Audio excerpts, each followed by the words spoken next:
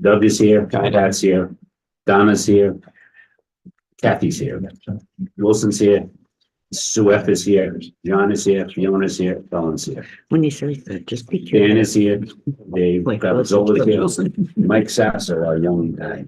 He's the best. He's the best. Every time Mario and I have a problem, we go to him. He says, Ed, you gotta hit the 3 buttons. We'll see somebody else. He's John Jennings here. Kemper's supposed to be on Zoom. Rachel's here. Dean is here. Okay, very good. Approval agenda. I have just a couple of additions. There are 2 invoices on the back that are new. Robert H. Lord and Whitestone. I'd like to add those. And also, Mario and I would like to give you an update of the turf field that passed. Let you know where we are with the state. So could I have a motion to approve all of those? Okay. Pat, second. I'll second. Second. Fiona? Any discussion? All in favor? Aye. Opposed? Okay. Approval of the minutes.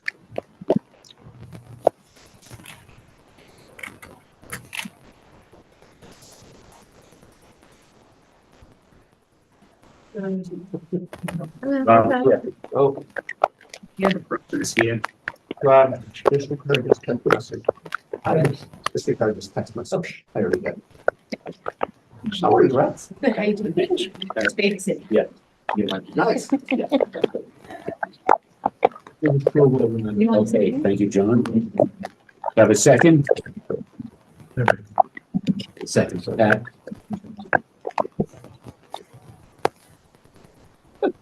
That's So we drinking? Outline sign line. And Kemp's online. Sorry. Okay. All in favor? Aye, Aye. opposed, okay. Staying, okay. Kathy. Staying. Public? Anybody in the public want to talk? Not talk? Yeah, okay. Dan, you're up. Progress. Very good. So in your packets is the typical commentary, cost schedule, and project summary. I can start with our commentary with the assistance of Mr. Sasso. So we have more photos in your packet than we have on the screen, so feel free, going through those, but I thought I would run you through what's on the screen to keep it swifter and cleaner here. So our initial work in area B, highlighting the lower level, that now is getting closer to a finished state. What you're looking at here is a photo as you came down the stairwell that's on the northeast corner of the building, looking to west. Elevator lobby, ceiling tiles in, you see the ceiling grids in. At this stage of the game, we're working towards the construction tech classroom. Your construction tech classroom is the first classroom on the right-hand side. All of the rooms beyond, including engineering lab, digital lab, pre-K entrance, pre-K observation room, are all at the finished stages. We are starting final cleaning in those spaces. Also at this time, we just finished laying the last of the flooring. So we're now down to work to complete essentially in the construction tech and adjacent CNC shoot room, and there's a storage room off that space. Let's see, next photo. So that would be the graphics lab. As you may recall, there was 2 offices in the right-hand section that has some brown wall finish. Those are cork boards. Those 2 rooms became I call it a green room, because one wall was painted green and has some recording capability. The other room is the printing room that's off the digital or engineering lab. So that's a status of work again, a couple, 3 weeks ago. At this point, the floor is down, ceilings have been inspected and installed. As I come up in elevation, I'm on the first floor looking at a pretty picture of your finished food lab. Much more that's been in that state for a little bit now. And looking down the hallways, we're excited to let you all know that your initial furniture deliveries arrived. We didn't have an opportunity to final clean. So all the furniture was stored in the corridor. At this point, and actually today, the contractor R&B Technology, who is an owner technology contractor, bid in your second phase, has completed all of the smart board installations throughout A and B levels 1 through 4. So that takes care of his AV system install.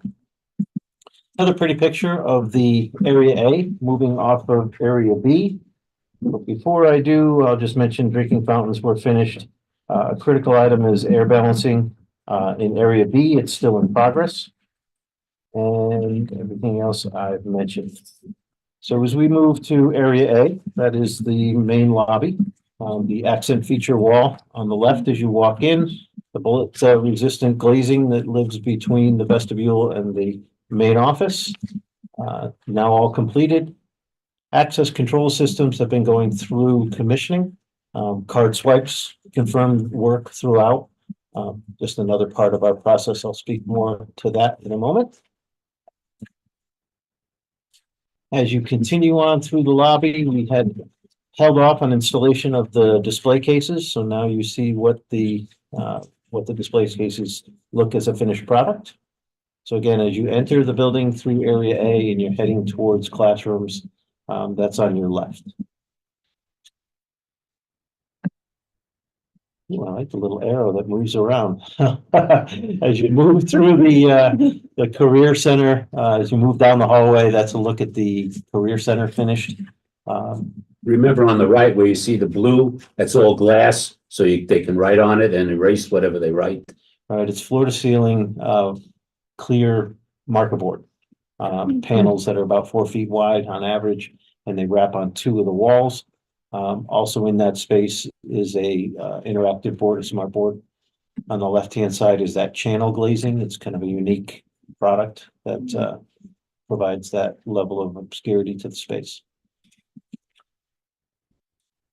As we move to the outside of area A, a big exterior item that we completed over the last month is installation of the column covers. We hold off till the very end to put that product in place, and it is now in place. With the exception of one shell that was made the wrong size. So moving off of area A, to be noted here, air balancing is complete in that section. I know here I mentioned that window cleaning is done. That's also done on area A and B in its entirety now. We just finished the B lower level last week.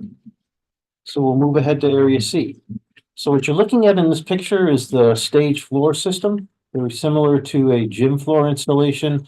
There's neoprene rubber pads that go down underneath 2x4s that are sleeper systems that give the floor some cushion. And on top of that, there's that thermal blanket insulation or that thermal fiber insulation. It's more of a sound deadening item. Below that is vapor barrier. And then there's 2 layers of plywood, and then there's painted masonite. And so that's the process as it was being installed. That is now complete at this time. On the 2 sides of the auditorium, so if you see from the small floor plan that's on the right-hand side, on both sides of the auditorium, for ADA access to right to the lower level, the area right in front of the stage, you needed ADA ramping. And so the last thing that was structural for us was to build that structural deck and place those slabs. That's in progress and now complete. So we use that to pour concrete. There's a view of your auditorium before the sails got painted. Sails on the left and right of your screen. Those are now painted. Let's see. So the millwork is almost finished in that picture. Millwork has one more panel to be installed above the center of the proscenium in coordination with the loudspeaker that goes up in that spot. It's actually a subwoofer. But, and the decorative acoustical panels have all been installed in there. The sails have been painted with their, there you go. There's acoustical panels in process.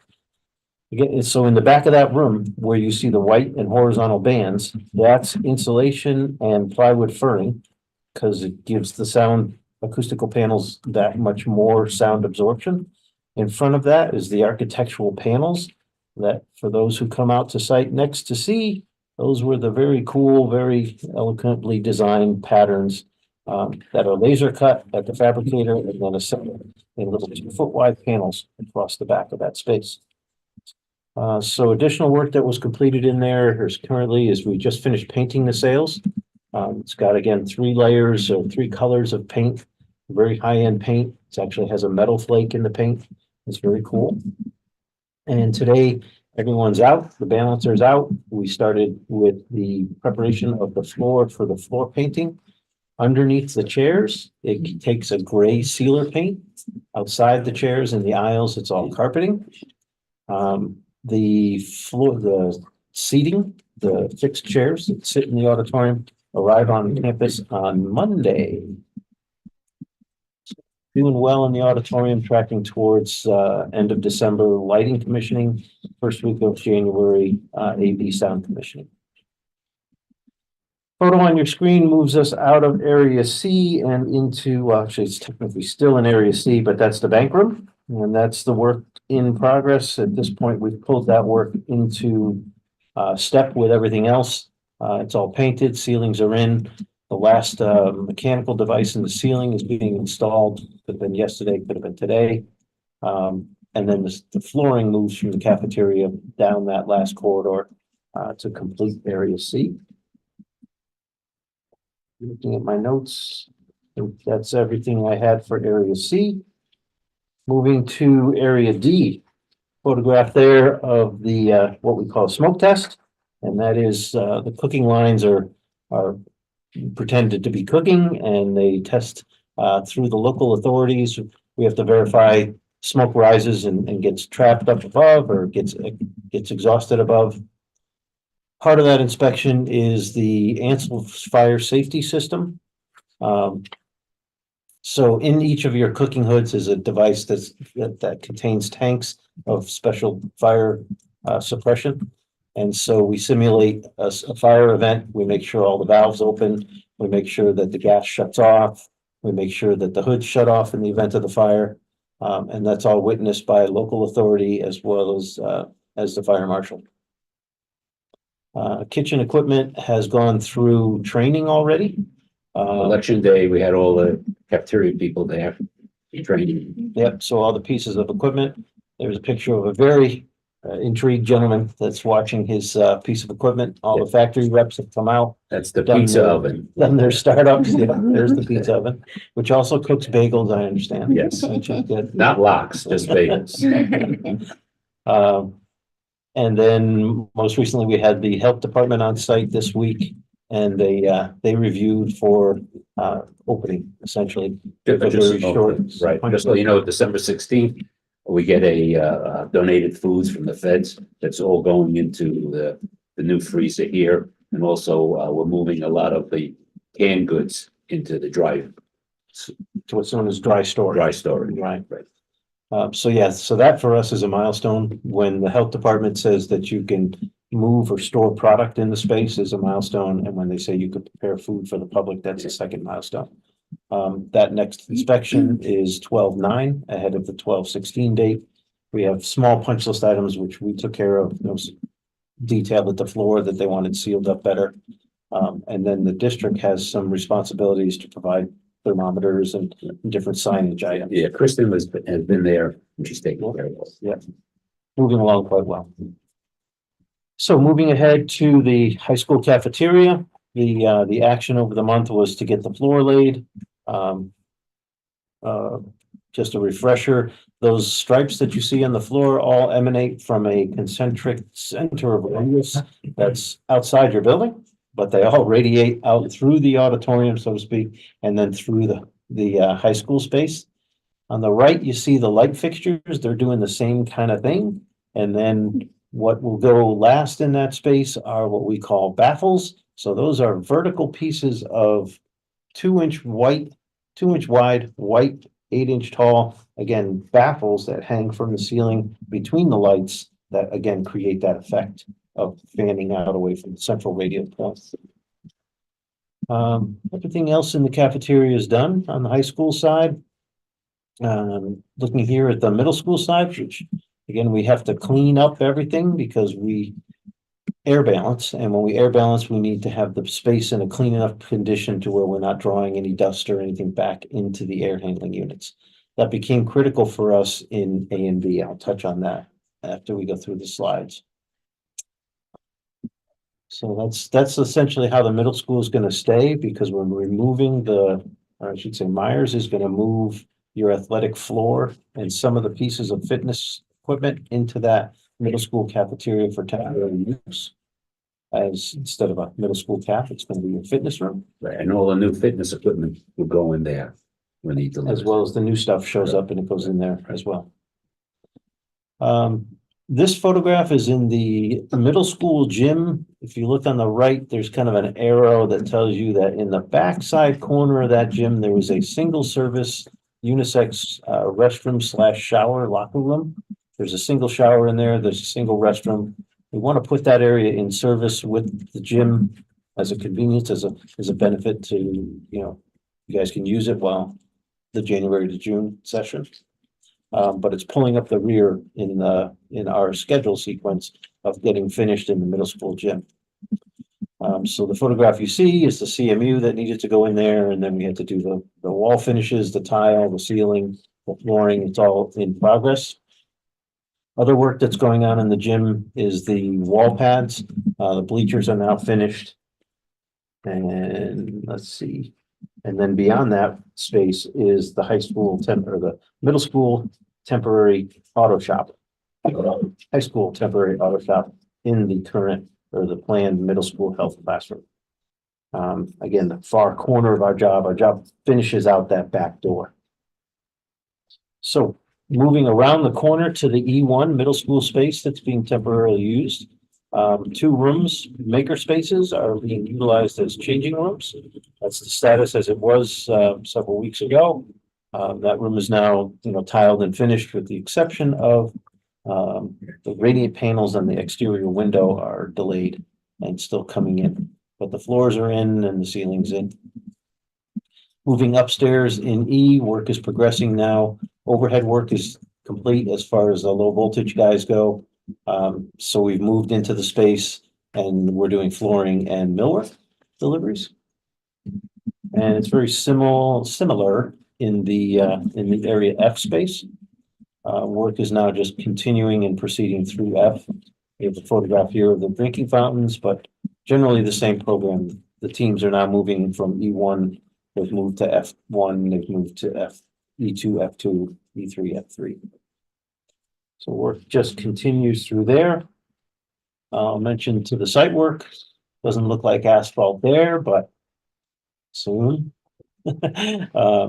We were putting in the fencing by the loading dock here. They were hydro spraying. This photograph was taken around the middle of October. Unfortunately, we had a very dry period since then. So grass has sparsely grown. I'm hoping we get some pop out of what we got today and some residual warmer temperatures, not next week, but the following. Plantings are all in around the building for the extent of what we are installing this fall. And so you got plantings in the front, you got plantings in the courtyard. And all of the outdoor classroom photograph in progress there. So that's a stone veneer that goes on the seating wall. On the flat work is pavers that just got finished up, almost finished up yesterday. They still have some cuts to install. And then the last piece of that puzzle is a granite cap that you actually sit on. All of the site work along the front of the building, all of the flat work, all of the concrete sidewalks have been placed. This was several weeks ago in which we were finishing that up. And then, of course, then we processed the last levels of process below the paving surface and moved forward with paving. So yesterday was pave day 1. They paved binder course, which is the first layer of asphalt. This is a shot outside the loading dock area where they started the farthest point into the job, pulling back towards the main entrance.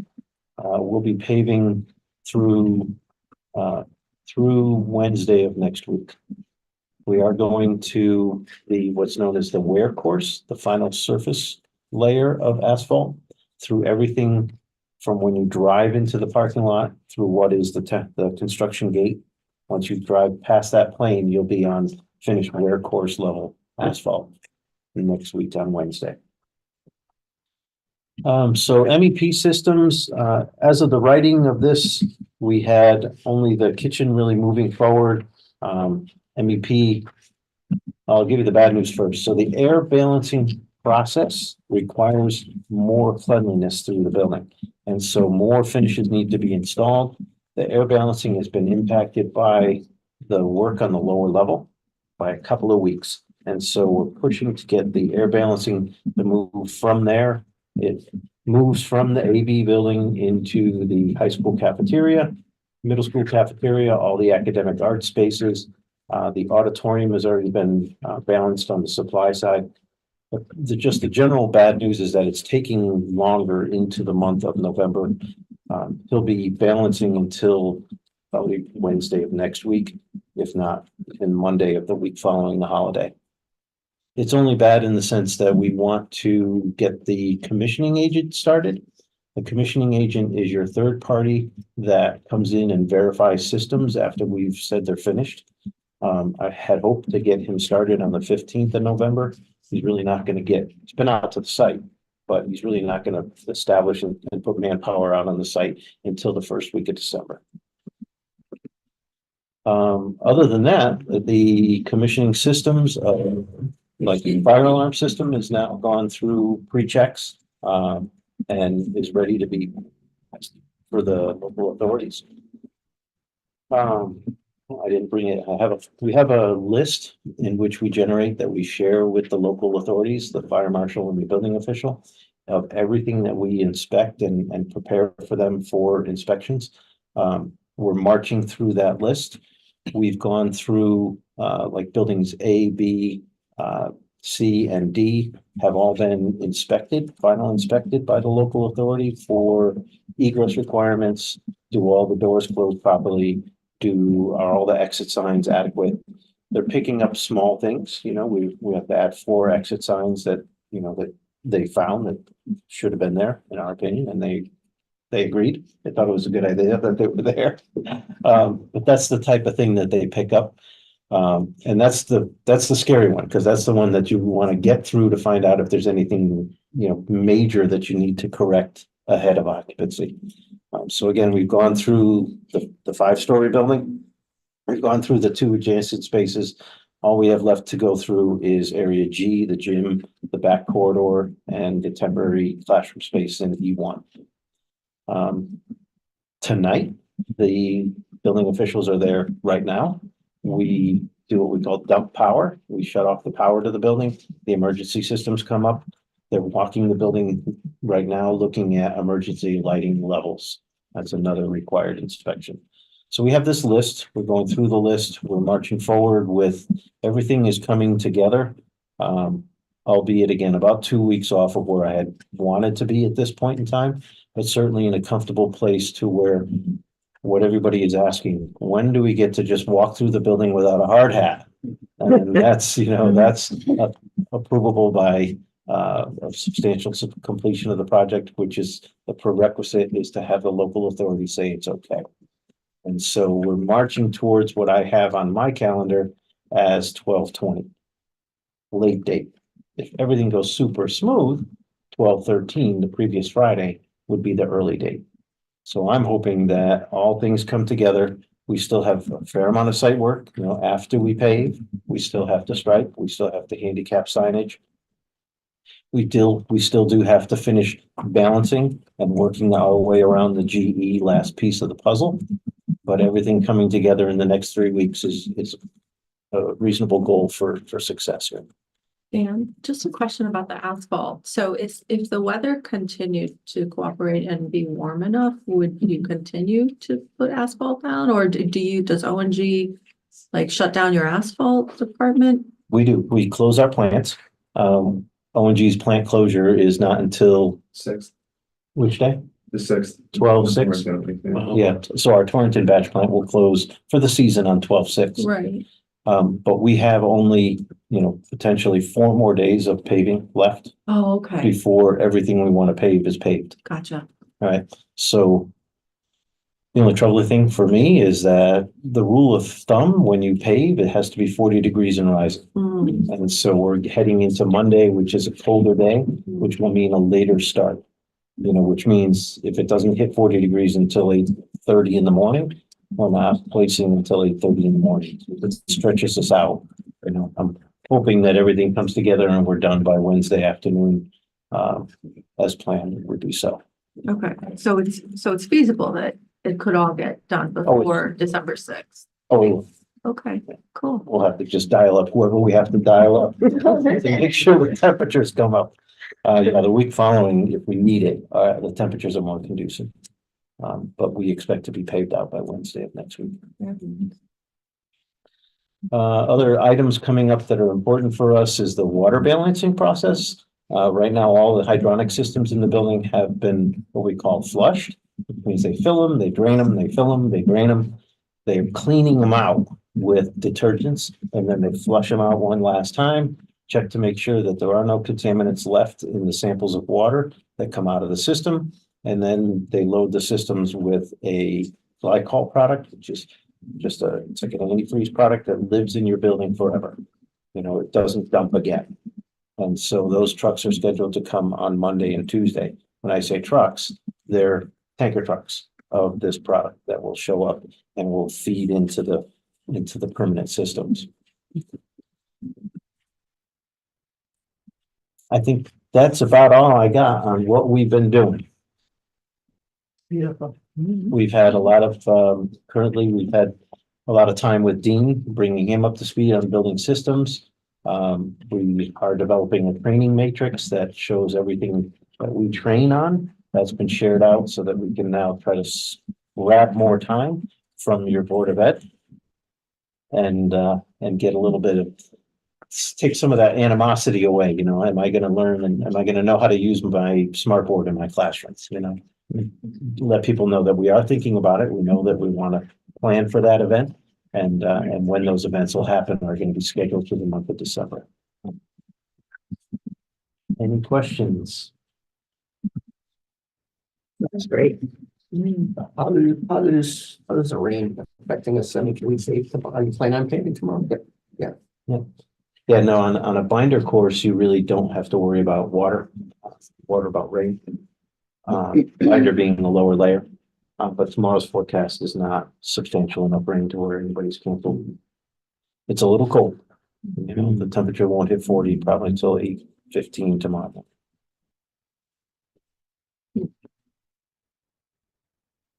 Okay, then on to cost and schedule impact items. One thing to note is we're still moving through a fair number of RFIs. There's still 20 in the month of October. Which just takes time and energy to process and implement and get the information out to the trades. Let's see, I note here that again, lower level work is moving forward, but the last information I have is the second dust collector for that construction tech room is not leaving factory until 12/8, which is about a week and a half, 2 weeks later than I hope. The rest of the space is moving along. Dust collector 1 is on site. Dust collector 1 ductwork is being delivered to site. All the other pieces that we need for the space are electrically are on site. But we're going to push into January, so my note here hasn't changed in the last several months in that the dust collection system and actually final connection to the equipment in the space won't likely be done on opening day. It'll be close, but we're going to need a week to 2 weeks after hours after you move in to prove that equipment and make sure it's all proper and safe and approves local authority before it turns on.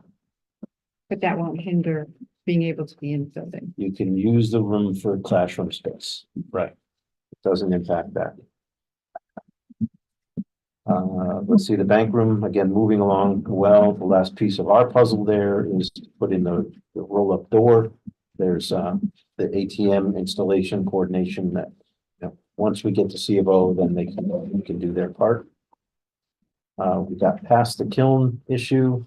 I am awaiting a delivery date for for the new kiln. We have a power renovation or power work to do related to that item, but that's happening, it's actually happening on Saturday. And punch list status, we had about 2,200 punch list items. We probably were at 13 to 1,400 of them are finished. Back checked, verified complete. So we're, moving through the process.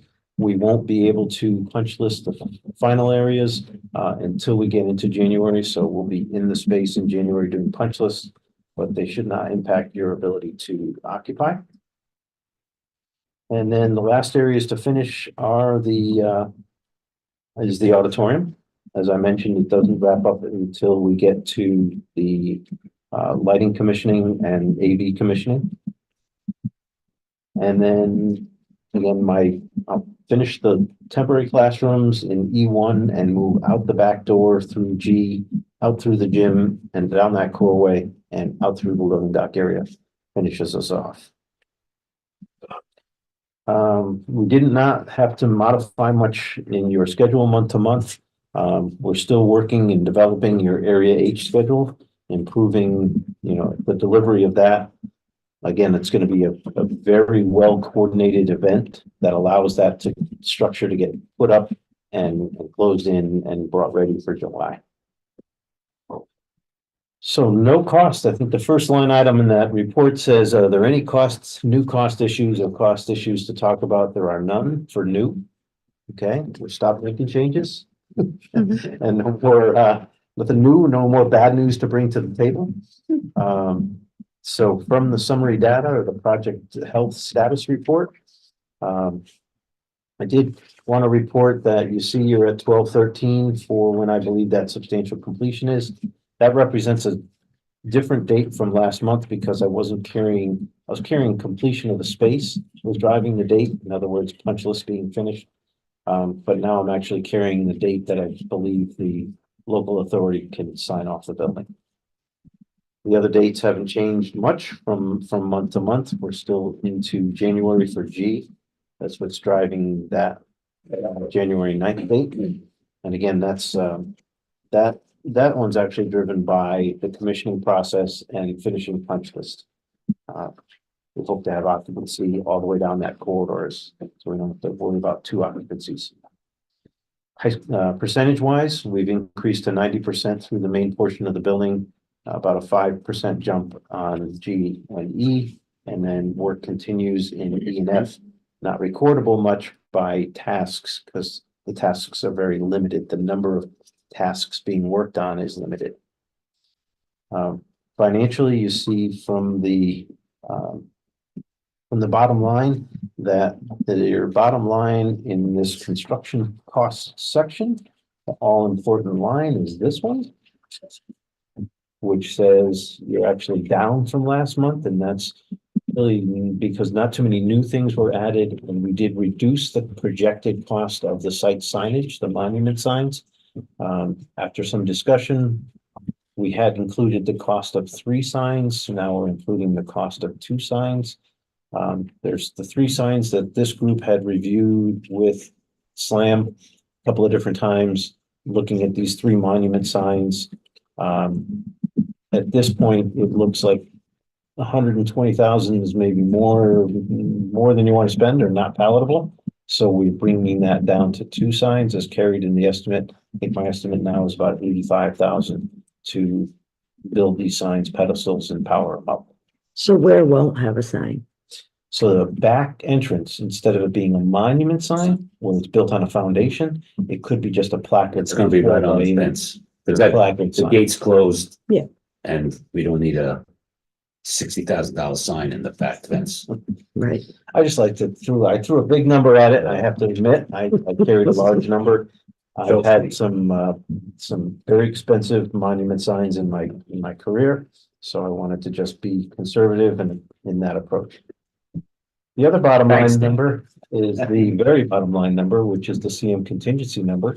And you see that available funds went down fairly significantly. those are cost items that we are, charging against the CM contingency. We did enter quite a few additional costs.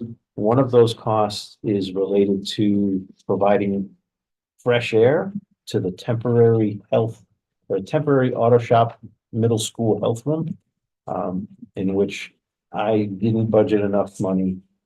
That space has got hydronic air to it. It's got all the utilities to it, but it doesn't have fresh air. So it's gonna fall asleep. And so we have to bring in fresh air. And what I thought would be a relatively simple process of bringing in fresh air to a single classroom, we do have to have some controls and a larger piece of air equipment than I anticipated. So my estimate was low. I got that hard price today, actually. The unit is $8,500. So the unit itself is We want to thank $8,500. Dean, who has some experience on this and Put the meeting with design the team. design team together. We met for a couple hours to straighten them out. I'm sorry, what was the cost of that? 85. 8,500 Installed. for the unit. That's FOB from the factory. I haven't gotten the install cost yet from the trade, and then I gotta bring power to it. So those are all my cost and schedule issues. How's that? Overall health of your project is good. I have a question. I have a couple questions, actually. So, just explain to me again, and I know you did this when I first came on board, on how all these change orders are cleared out, negotiated, simplified at the end of the project, because right now you move forward with all change orders. Anything that's gotta happen, whether it's a miss by a contractor, or a miss by an engineer, or a miss by an architect, or a miss by ONG, or a miss by public schools, however that lies. Explain to me when the project comes to a close, how that cleans up. What is the process? Okay, so every cost that we run across becomes a change event. So there's an ability for us to give you all a worst case scenario of what something could cost. If we become aware of potential cost to the project, it gets put into the system and it gets tracked and on the summary page as well as into a detailed report. Contrary to what Dean said, we won't move forward with a change if we don't have consensus either by Ed on a cost up to a certain value or by this larger group for a larger value. We do have to get that.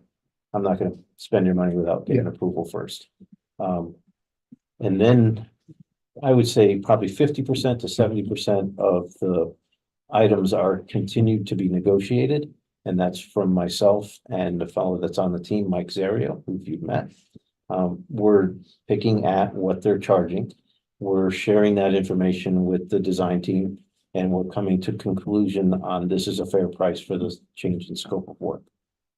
So at this point, we have, our goal is to take what is unresolved change events, right? So once a change event turns into a PCO tonight, which you have 35, then they've been formalized, they've been through the approval process, and it's just a routine process. At this point, we are always looking to manage the number of open change events that are still being negotiated and being resolved. As part of Dave's role in the project, his job is to beat me up and make sure that that number comes down every month. We don't want to see the number of events linger to the end of the project. So I think at this point, at this time, I think there's about 40 to 42 open change events that we're still working to bring those numbers to final acceptable value and then present as a PCO. At the end of the project, I have two more milestones, right? This is phase 2A. Phase 2B is when you move into the middle school. And then phase 2C is when the athletic field complex is finished. When I get to the end of phase 2B, we should have, less than 10 open unresolved issues. At that point in time, the trades are getting closed out and bye-bye. If that's Just what a you're asking. follow-up to that. Go ahead. So we had talked before because there were errors that were blatant issues in how I'm just gonna say design as an example.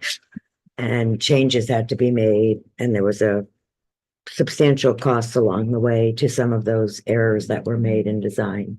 And originally we had talked about at the end, we would kind of true that up and get an idea of Yeah. whose responsibility some of these changes were. Keeping it on. Keeping it Okay, ongoing and talk about it later. So some of these things aren't identified as far as who's paying for them right now. There's still a Well, we're change of vet. You call it a change of vet, It's right, it's just a term, just a it's a term. change event. I get a encumbrance.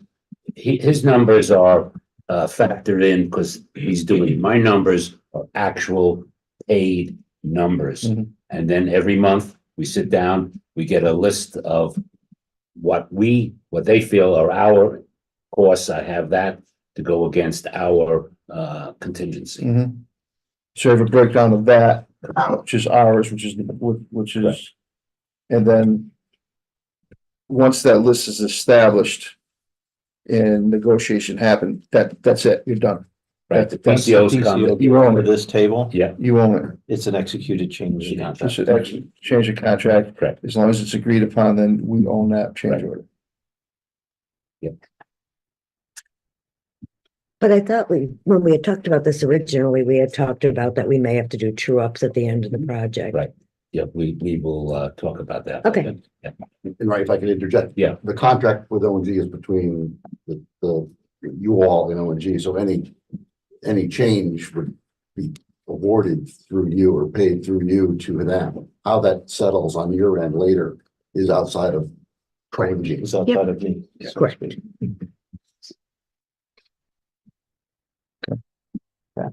Okay, John, you're up. Well, Dan didn't mention it, but there was a milestone met yesterday, and that was the flagpole in front of the building. Yeah. So It's a substantial. Can I ask one more question on that? Yeah. So this 8,500 for that, who's on the hook for that? 8,500 for. The fresh air coming into the building. So I'm putting it as an owner cost, only because when I scoped the job out and built the bid packages to build the job, we didn't have that classroom as a deliverable in this phase. Nor did we have the instrument storage room that needed to become a classroom for this phase.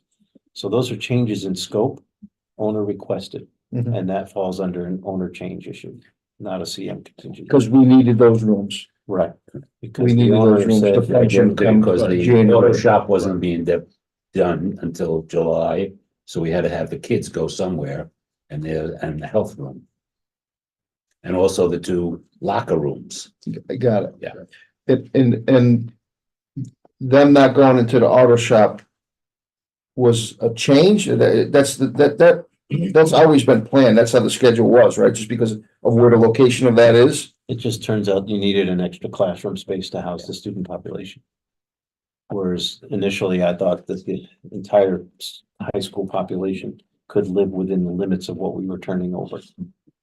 It's just like on the 4th floor, there's the faculty room, which is gonna be a classroom for health, Another temporary another classroom. temporary classroom over there on the 4th floor. Yeah, it was good when we met with the Board of Ed and then they said, hey, let's try to mitigate some of these costs. We're spending too much money and we were able to use that faculty room as a classroom. Not we, but the district was able to use it as a classroom. Sorry.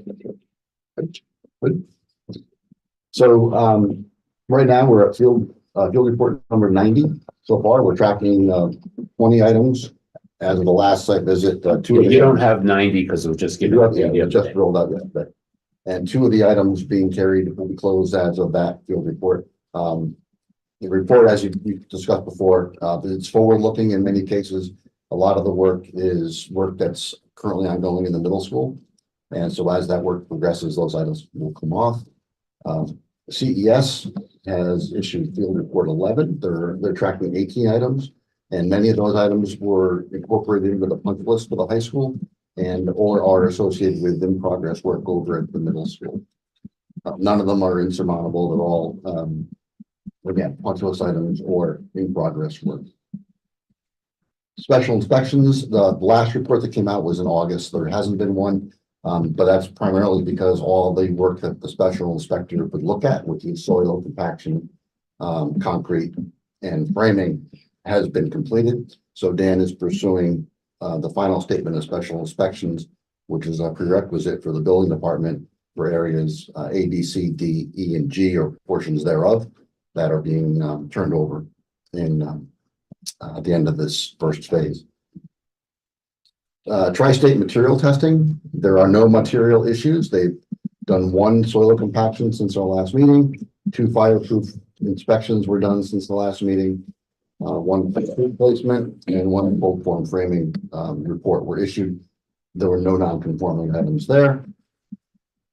IES, Dan mentioned that commissioning hasn't started, but startup has started. And so a lot of the systems, as you went through, the kitchen equipment, the generator, domestic water heaters, boilers, air handling units, hydronic pumps, fiber and fire alarm are all going through their startup testings. They're shaking out the equipment, and then they'll go through and do the fine tuning with the commissioning agent and the balancing for those systems that get balanced.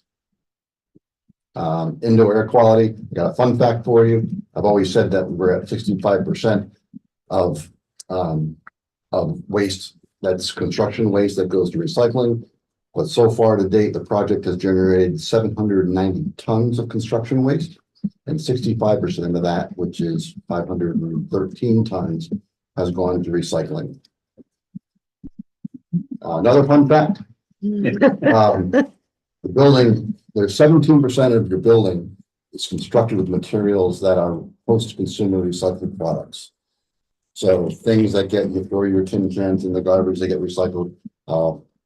17% of your building contains post-consumer recycled products, which is something that you may not know. Is that exceptional or under? What's average for new builds? That's probably on target. 17%. I think the 16% was, you get points for success. So 5% is not unreasonable. You get a point for that. 10% is good. I think 17% is at or above the target that was being pursued. Yeah, if we hit 20, it'd be pretty exceptional.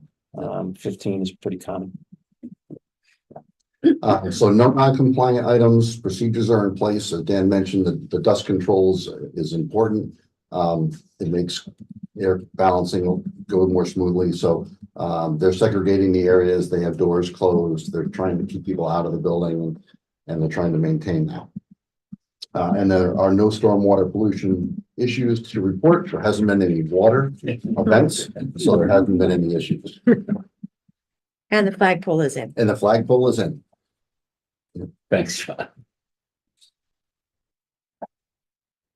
As you can see, we have a team that's really engaged on this project. John and Dan's team, which the 2 Mikes and Brian and Zach. So they all have different jobs to do, but they're all working together. It's really a great team, right? Real. Sure is. Even Dave Grubbin's on it. Yeah. Even Dave, okay. You got your name. Yeah, put it in minutes, yeah. Next thing is the application, certificate for payment. Can I have a motion to approve $2,834,250.36? So moved. Fiona? Second? Second. Second, Kathy? Any discussion? This has gone through a number of gyrations to get this as a lower amount, so I appreciate everybody. Turning my screen. Excuse I me. don't know. You had some, Dean? Just, I didn't know if Kemp was sharing that thing. She's on the, approval, all in favor? Opposed? Okay, Dan, you're up now. Okay, so significant number of PCOs this month. I'll try to be brief. I'll start with top of the list here, PCO 356. This is fire protection, time and work performed on time and materials. We actually couldn't come to an agreement on a lump sum cost with the fire protection contractor for those early PR 40 or this PR 60, which was to move around some space design changes. So that reflects the resolved cost of that. Add to contract of 2,348. Is similarly work done on T&M by the fire protection contractor for PCO 357. And that's up in the media center. When they looked at that space plan, they eliminated a couple of rooms. Didn't realize that we had to modify fire protection when we removed the partition walls, but then we did in order to meet code. So there was an add of 1,985. PR 40, same thing, fire protection, space changes that we did on time material. Actually, time material came in about $1,500 less than what they were quoting. So that was the right choice. PCO 367, that relates to the work to bring stormwater out of that Winthrop parking area into Major Bass Pond. There was an existing pipe shown to be utilized to discharge water into that pond, but the existing pipe was in no condition to take any water. And there was a large tree in the location in which we were to install a new piece of equipment that clarifies the water. So we had a couple of field meets with SLAM, came up with the best choice for how to, provide that coverage with the least cost. And that's what that represents at a $7,000 add to contract. Your PCO 372, that's roofing work related to adding some raceways through the roof to provide the antennas that were on the existing building that we weren't aware of that had to move to the new building. So we're adding a couple of raceways in order to make that happen. Raceway being conduit. And add cost to project to $2,900. The next item is a CM contingency item, so is a zero add to the GMP, but a cost to the project nonetheless. This was a buyout problem. I assigned the ADA push paddles to the aluminum door contractor, but failed to assign the raceways and wiring from the push button to the door device to anybody. And so cost there to install that piping and wiring. Coordination of wire size and DOA 2 unit lugs. Small cost. The wire that was specified in the electrical documents was too large in diameter to land on the pieces of equipment on the roof, on the lugs that are on the pieces of equipment. So we had to buy adapters. Cost of $750. We cost to the CM contingency on PCO 375, specially made curb. The contractor provided the curb, but we had to tear open the roof in order to install it. The curb is how the chiller water gets up to the roof level. That we thought we could just seal directly to the pipes, but that's not the way you do it. So we had to buy this curb and install it. Small change for miscellaneous signage that we discovered as we went through the final process of ordering and releasing the signs. At a $500 additional cost for some occupancy signs, some hand washing signs, and then we took a couple of signs that we didn't need away. PCO 377 is a back charge between trades for what was a pipe leak. Let's see, we had blocking for light fixtures at areas. So in all of the restrooms, we have these very nice lights that wall wash. They need to be brought off the walls, so we have to pay to bring plywood onto those walls and ahead of the electrician. This was E and F. We had similar details throughout A and B. We felt we could absorb that on the CM contingency side of the job. Let's see, we protected for a rather large cost to the contingency, but better safe than sorry. The large detention area that was added in front of the building because we hit rock in the back side of the building and couldn't build what was a storm detention, large vessels of water that allow the storm water to percolate into the earth, are very susceptible to heavy traffic damage due by heavy traffic. So we ordered road plates and covered that area while the front of the facade of the building got built. Large again cost to the CM contingency. Let's see, the next one is the second to last cost to resolve the lower level cost changes, space use changes. We had an acoustical spray treatment that we took the credit for when we revised the space, and we had conversations about it's really not a very loud space in the engineering lab. So we switched from this expensive acoustical spray to an acoustical ceiling. It's also a better finish. But that being an owner directed change is a add to GMP of 14,006. A couple of housekeeping pads were required that we didn't have, plus the fire pump piece of equipment had to move in the electrical room due to a space constraint. So we cost $5,000 to open up the floor, close up the floor, and pour new housekeeping pads, which are the concrete pad that lives below a piece of electrical equipment, keeps it up and off the floor in case of water. PCO 384 is for the state elevator, superseded or overrode the CES design. And we had to add circuits to each of the elevator shafts in order to separate the lighting circuit from the receptacle circuit. This represents costs for elevators 1, 2, and 3, but in the current building, there will be another small cost, 1/3 of that, for the last phase. State elevator does not use current code. It uses their adopted code, which is 12 years old, and would not concede that the current code overrode their decision. What they say goes when it comes to elevators. PCO 385 is a no-cost change back charge between trades. Similarly, 386, moving money from one trade to another through a mistake made and fixed by others. I have relatively small miscellaneous general trades, PCO and 387, where we had to do a bunch of small things, moving temporary protection, that kind of thing, moving the temporary walls, primary costs there.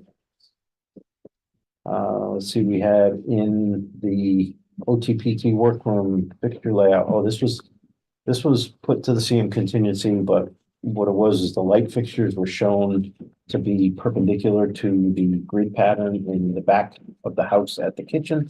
And had to have the kitchen contractor or the acoustical ceiling contractor reverse some of the work in order to make the light fixtures work. It was a missed coordination between the ceiling grid and the light pattern as required. The kiln, that's the biggest one of the period here, and that's again finally resolved. The additional kiln has been ordered, and I'm awaiting a delivery date. Couple of the site signs were too small. Just the cost, the kiln isn't in here, it's just the work. It is. No, that's price the of sum total. So if you look closely at it, you have $17,000 at an ad for what is listed as plumbing, but it's really HVAC. That's some ductwork that was missing that we discovered some time back. The power demand that we found from your existing unit was more than what was included in the original electrical contract or in the documents. So there's the ad for the electrical. The cost of providing the kiln is the $10,010. Weren't we discussing whether we needed another kiln? I thought originally that came from the art department, but we were gonna look Well, into we see. kept one, but we bought another one, Mhm. right? Yeah, we moved one to the middle school. Right. Right, So you have two in your existing high school. and one of them was One, salvageable, right? right. Right. Yeah, One goes into the new school, one goes into the new school, middle school, and a third one comes into the high school. So what happens to the one that's at the existing middle It's school? now worth moving Okay. for what we're told. Yeah. Simon's last leg. So 383 R1 is the stop signs were too small. Needed bigger stop signs and crosswalk signs. So we had to increase that. That's material cost only. Another cost to the general trades for providing or actually to the drywall trade contractor for some specialty work that needed to be done. Can really only describe it as that. There was some framing that needed to be modified, added some blocking for what is the condition over the sloped roof at the front of the school where those big letters are gonna go. The big letters, by the way, are arriving, but they're not arriving till Christmas. It's getting a little close on the big letters. I'm a little concerned about the big letters. That whole change and making sure we had the right colors and that kind of thing. When they come, will you give us an eggnog if it's Christmas? Ooh, eggnog. I like eggnog. Okay. Yeah. We all like eggnog? I do. Okay, light bulb base is a back charge when guy bangs into another piece of the guy's equipment and fixes it. Let's see, we had to add a receptacle, PCO 393, we had to add a receptacle for a range. And then we had to move a receptacle in the front lobby. So there's a $1,600 cost applied to the contingency for that. Two more related to the auditorium. Just in final coordination, we put up the ductwork, but then the drywall trade couldn't get in there and finish his work. So we had to take the duct down, allow the work to happen, put the duct back up. PCO 395 is some ductwork that is in the auditorium envelope. We wrapped in what's known as board insulation for aesthetic purposes. So applied that cost to the same contingency as well. We had a floor prep problem. That's where the floors throughout the building are all verified by the flooring contractor. He owns patching if the floor is within the concrete spec tolerance, which is a 1/4 inch deviation and 10-foot stick. But if it's outside of that, he gets to charge and we get to back charge the concrete guy. So that's what that was. We have another small back charge between trades in PCO 397, no cost to trade. PCO 398, as we have gone through the building, we've continued to pay costs to provide the acoustical caulk that I did not include in anybody's contract that goes within the pipe itself. We owned everything acoustically to the outside of the pipe, but at the end of the day, we gotta go in, we gotta squirt acoustical sealant in every penetration into every space. And there's the cost. We are through the E and F building at this point, so all we have left is G and H. Let's see, we're missing a receptacle for the glycol pump in PCO 39391. Also, it was a prudent decision that the receptacle that drives the heat trace. So inside your freezer, the water that drips from the condensing unit has to follow a condensate pipe and get out. So that's heat traced, and that piece of heat trace is plugged into a receptacle. That receptacle often trips if it's a GFI. So you take the GFI receptacle out and you put the GFI in the panel. That's what that cost is. And Dean will be happy because he won't get nuisance trips on his receptacle in the walk-in freezer. Instead of a $20 receptacle, it's $100. No, it's a $1,200 breaker. Oh, shit, $12. So the next item is a larger $3,700 cost. This is a fume hood starter. So typically through the electrical drawings, it identifies when a starter is going to be needed, but unfortunately, these three motor starters were not identified in the electrical drawings. So we had to pay to have them installed by the electrical contractor. And those are for the fume hoods. Which go to each of the fume hoods in each of the science rooms. Let's see, 399 and 400 are 401 are all three back charges between our HVAC contractor still getting into ceilings when it's time to be done with the ceiling and making some damages and getting charged for the repairs. And lastly is 402, which is our temporary toilets for the month of October. I'm hoping not 35 again next month. It hurts my hand. So So I have a motion to approve PCOs 1 through 35. So Fiona and Pat. Any discussion? All in favor? Aye, opposed? Okay. Next, you have analysis of payment. This gives you all the contractors and what they've been paid to date. The next one is the analysis of the progress payments. We did receive the progress payment last week of 6 million plus 71,000. We've already now received over $98 million from the state, and they're retaining 9.3 million.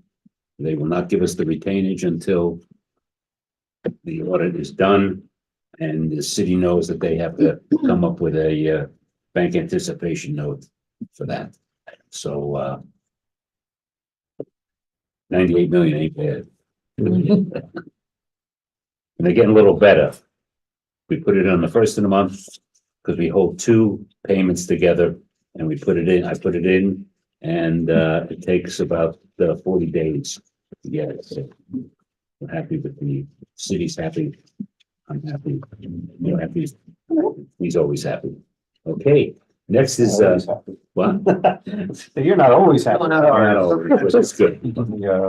We have first payment, first bill, BL companies for $9,471.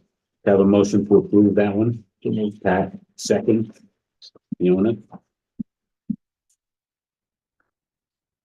Any discussion? All in favor? Opposed? Next one is Innovative Engineering. That's the commissioning agent. As you remember, the state law says that the mayor has to sign that contract, which is signed by the mayor, as always. And Dan has a copy of it to make sure that the guy is doing all of this stuff. It came up recently, just Yeah. making sure that, does he cover the security system? It's not typically covered, for the telecommunications backbone system. You know, what's the third party looking after me? If I say the work is finished, who's looking out for your best interest? In the case of those items, it's not theirs, it belongs to CES's, not CES, but SLAM's consultant for those items. So part of the meeting, we had a meeting today, just like we had one on Monday and the previous week, in which we are aiming all of the cameras. So we sit with school staff and they make sure that they like where the camera is aiming, if they want to move it a little right, a little left, a little up, a little down. After that meeting I held with D'Agostino, we talked about how he wants to go about certifying the work is complete. Have a motion to approve $4,356.11 to Innovative Engineering. So moved. John and Fiona. Discussion, all in favor? Aye. Opposed? Next one is Slam, for $49,145. Have a motion to approve. John, second. Doug. Thank you, Doug. Aye. All in favor? Aye. Next one, is telecommunication. That's the one who's doing all of the interior work for Switches, switches. so what we call switches, Rachel's department. Yeah, yeah. And we paid, because as you remember, a couple of months ago, we had pictures of everything that they had, which we paid. Now this is part of their labor to pay, because we never paid for labor yet. So have a motion to approve $50,000 to Total Communication. So moved. So John, second, Second. Kathy. The next one.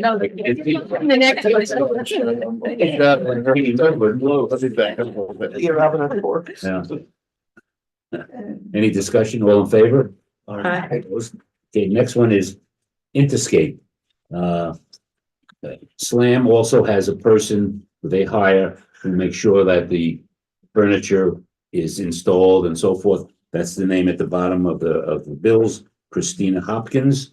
So the first one is for the administrative furniture, 50%. When we go through on December 7th, the next tour, you look at the fourth floor, the administration furniture is in, looks great. Could I have a motion to pay Interstate $119,203.10?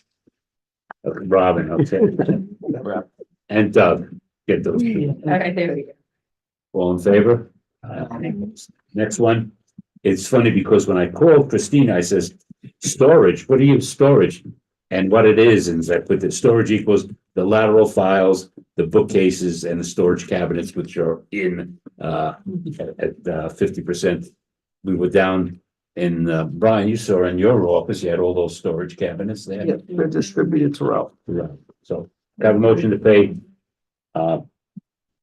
Interscape $143,823.85. So moved. Okay, okay, Kathy and John. Okay. Discussion, all in favor? The reason why I asked for a separate, because I have to report these separate to the state of Connecticut. They gotta get a separate check, they gotta, Is there a reason for that, or it's just that's their way of doing it. Okay. Yeah, but It's complicated. It's the way it's always been. Tradition. The last one It's what they do. Yeah. is what they do. The last one is for computer desk that arrived for $15,574.77. Have a motion to approve. Robin, thank you. Second. Ellen. Discussion, all in favor? Aye, opposed. The next one is, which you have a copy of, came late, Robert Lord. That's all listed, as you saw, some of the desks and the furniture is installed in the hallways. We have all that. So can I have a approval for $328,611.06 to Robert H. Lord? Fiona and Pat. Any discussion? All in favor? Opposed? Right. The last one is for Whitestone. That's the geotech investigation, report and so forth. Just to let you know, they said they sent a bill in on 10/23, never got it. I spoke to them. They're not getting paid until later because what happened was at City Hall, the person who does all the checks for us is having an operation.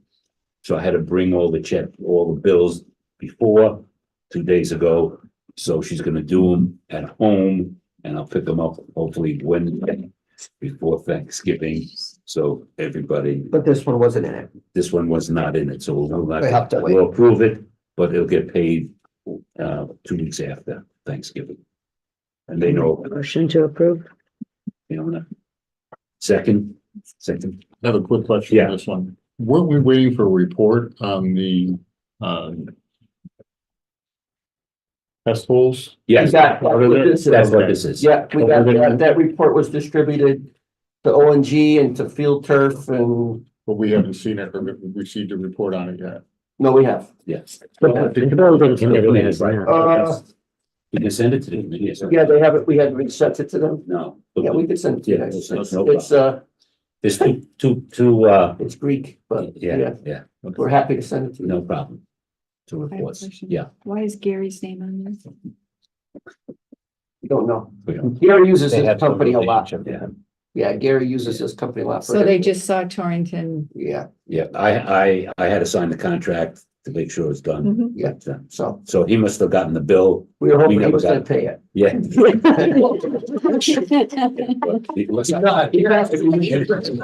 You're on it. He passed it back to us. Darn. Who seconded that?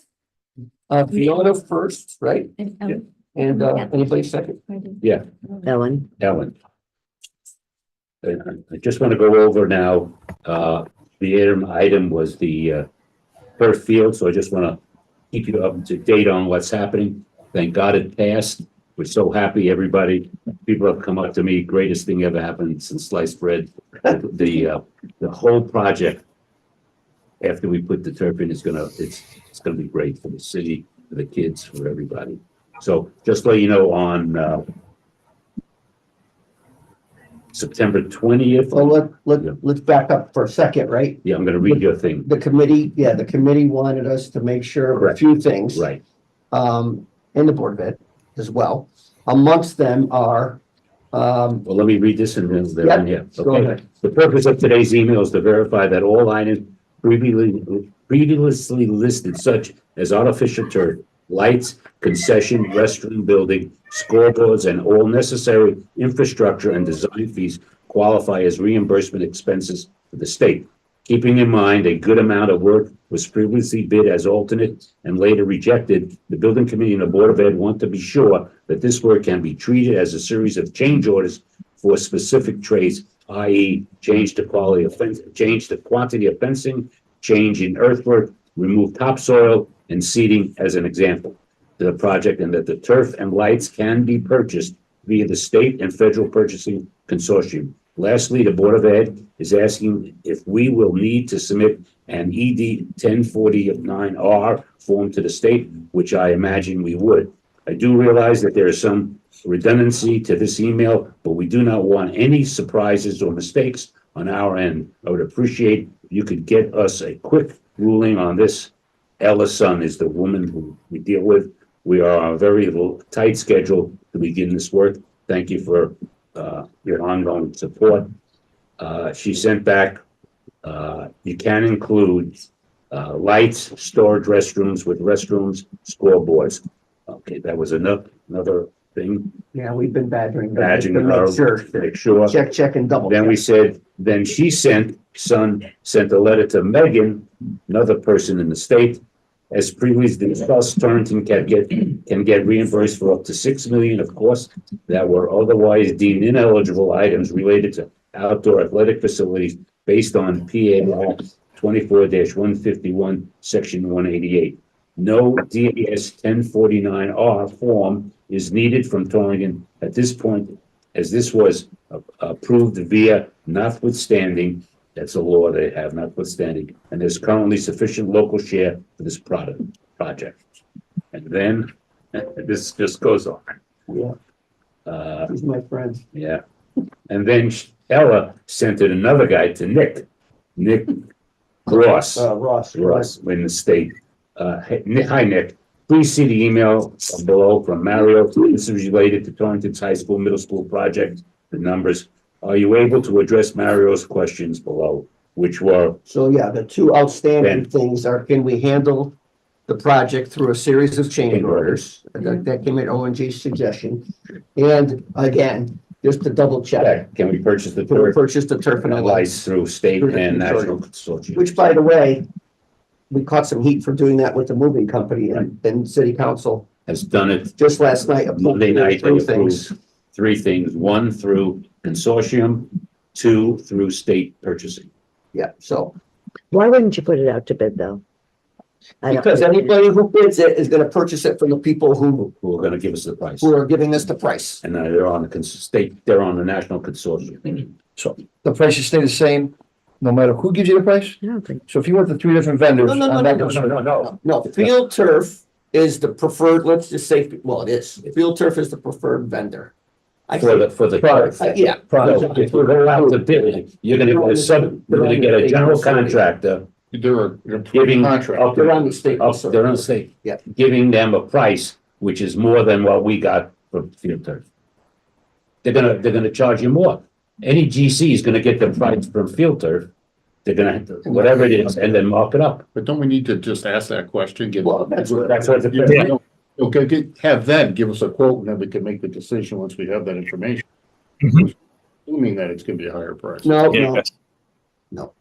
What's going on? Who's that? Project. Um, But Armand? why can't it go out to bid? Just see. I mean, it would just make sense, No, it doesn't make No, sense. it doesn't make right? sense. And then if you're right, No, listen.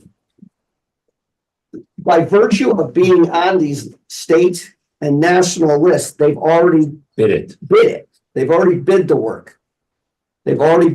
And that's why states, They just approved contractors. no, that's not true. No. That's not true. I mean, go back to the minutes of just past Monday's city council. I'm not concerned about city council. I just feel like this is a large project and everybody should get a fair shake with it. That's just my personal feeling. And Who is everybody? whoever's gonna bid on this.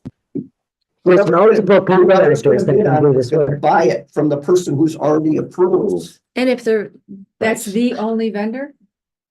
I'm waiting for a response. Yeah. are we precluded if we go out to bid? Are we precluded from using them?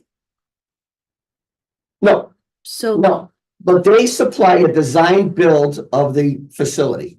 If you go out to bid, you have to hire engineer, you have to hire architect, and those are all costs That we. that are built in to this person's price already. It's impossible for somebody to include those services and their product, the person who's already approved, and be lower than the person who's on the list. I know you say it's impossible. I just maybe. Why do they have these lists then? Why do they have these pre-approved lists? Why did city council just buy 3 things from the pre-approved list?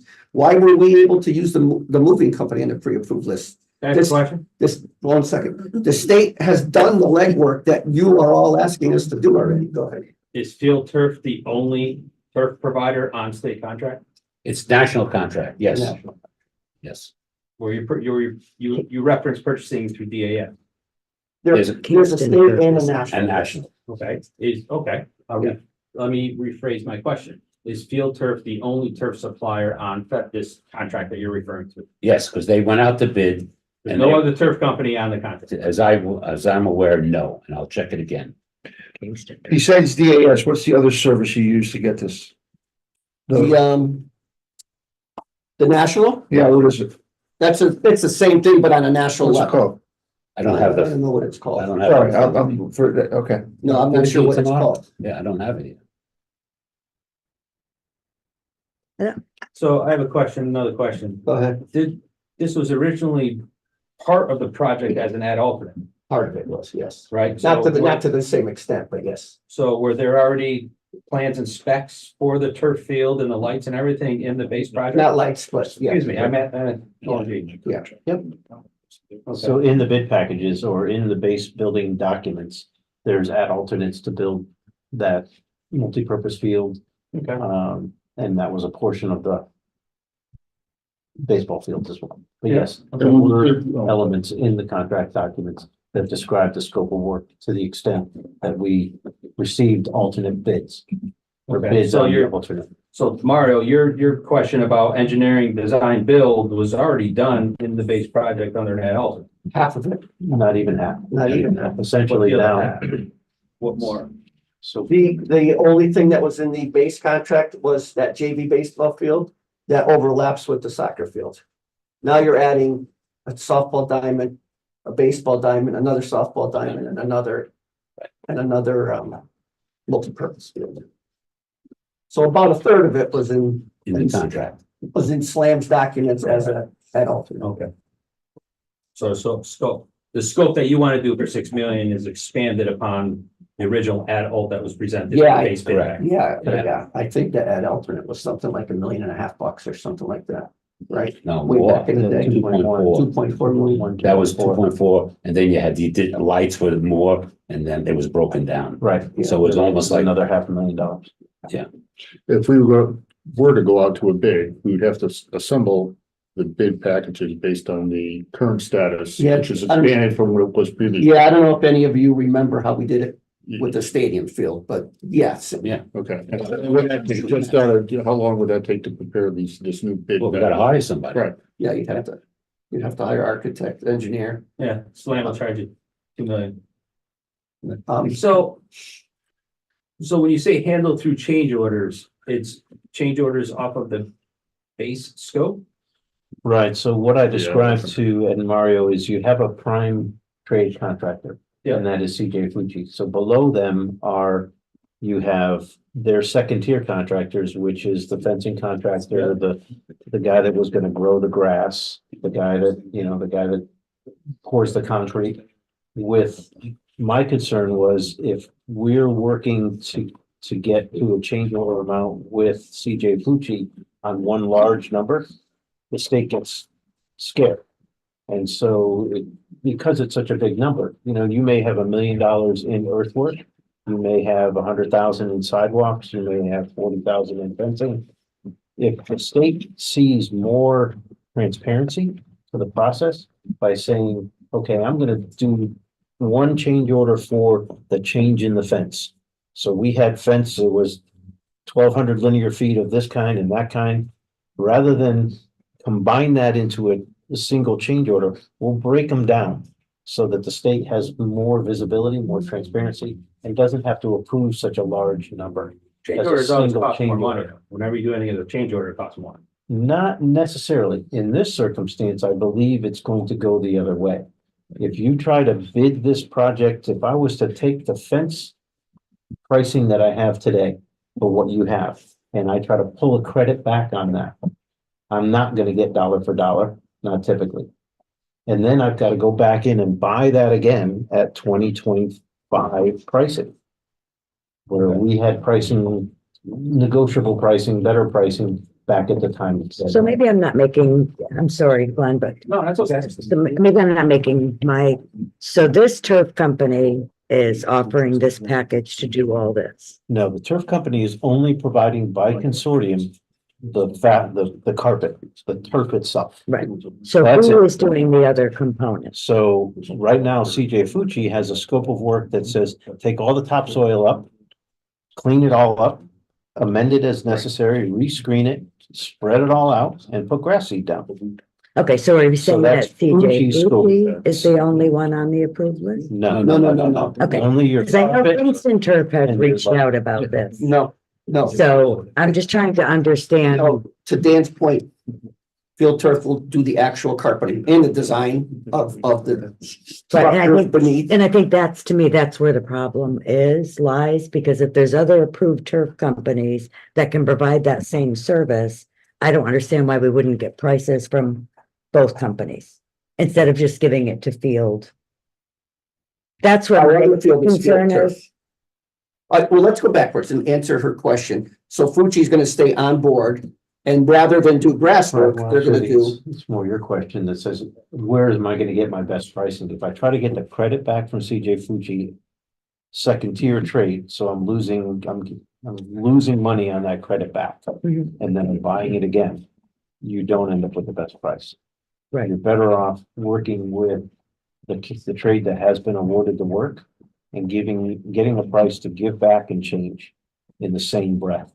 If he knows he's getting the work, he's gonna treat you more fairly than if he knows he's gotta compete with somebody later. It's not as, it's not as confirmed. It's just been the track record of how we manage. If you can offer a trade, work forward as well as getting the credit back, you get a better number than if you get the credit back. And markup are only on the net. No, I understand The that. markup will only be on the net, as Dave described. Yeah, so we have to explain to the public why we feel that we can go directly to this turf company and exclude other turf companies. So, So the turf So- company is slightly different conversation than the Right. scopes of work related to earthwork right, or concrete sidewalk. I In the agree. sense that the consortium is your best price, right? That is a methodology in which the federal as well as the state has stated that we're putting this product out there for bid. And everybody's gonna bid against each other, and then you end up with the best and lowest. And that becomes your state bid list, or in this case, a consortium. So that's the best price you're gonna get on carpet unless somebody new comes along and provides a better number, but typically, that's the best price you're gonna get. And that's what Field Turf is gonna be bound to, because that's the consortium price. And then as the added benefit, they're providing these design-related services as a throw-in.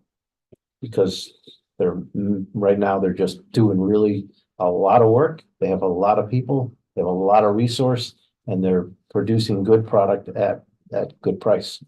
And as stamped drawings. Right, their staff is engineers. Now, what's the name that you just mentioned? Kingston Turf, Yeah, who are they? What do they do? the same thing that the other one does. They put it down or they They provide, manufacture it? they manufacture and provide it, engineer it, design it. So I just don't want us to have problems later on. What's the name of the company? Kingston Turf, I see Kingston Turf Farm. Is that what you're looking at? yeah. Well, that's. No, grass. that's who reached out about how we were determining who we were, Well, that's grass. how we were, no, they're turf. They have it's Kingston Turf. I can look up. They reached out to determine how we were determining who got to supply the turf. In the bid alternate that we received for the smaller scale project, there was a contractor that must have been identified to provide the turf in that paperwork, right? It was not, it was open to, I would have to double check, but typically anything that's included in your spec book has 3 available suppliers. Mhm. So when we're buying carpet, just carpet, right? It's specified as a particular product with a basis of design. Could have been Field Turf product, somebody else's product. and then 2 alternative suppliers. Do we, but you don't offer your hand, you don't know who that was. No, I don't. Okay. In the existing field Well, that actually, once it was bid and not accepted, it became moot. And it's, you know, I could find out who they may have carried. But just. Yeah, I know it- that, yes, Field turf it goes away. does 90% of all the fields in the country. Field turf is the preferred product. I'm not sure why you want to go number one, open up to bid and get higher prices with an inferior product. That is what the list is for. They've done that work already for us. And that is who we have right now. That's what our Field turf field is is on the right other now, now. right? Yeah, they have our maintenance. They supply the carpet over there. We've been extraordinarily pleased with them. Yeah. As far as their We can service, give you a list. There's probably 45 to 50. different types of turf. No, no.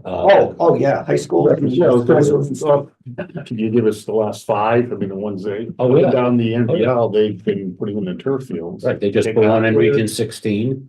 Was that turf field? Yeah, field turf, yeah. They gave us a list. I don't have it here. Yeah, he did give us a list. Gave us a list. It was Oxford and Derby just put one, didn't they? Yeah. That's another We did field turf. Derby. Yeah. Ed and I built. We did Derby. It was field turf. Soccer, football, and baseball. That was field turf also. Oh, To get on the list, is it absolutely the lowest bidder, or are there other compliance elements to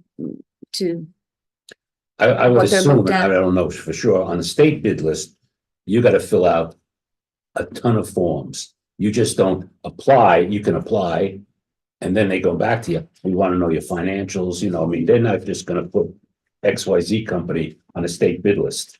Right. You're gonna go through financials and all of that. That's why it's so beneficial. It is beneficial, but I. Here's another one. You're doing it with the curtains, right? At the other schools. Yeah. They were, the company that we did is on the state bid list.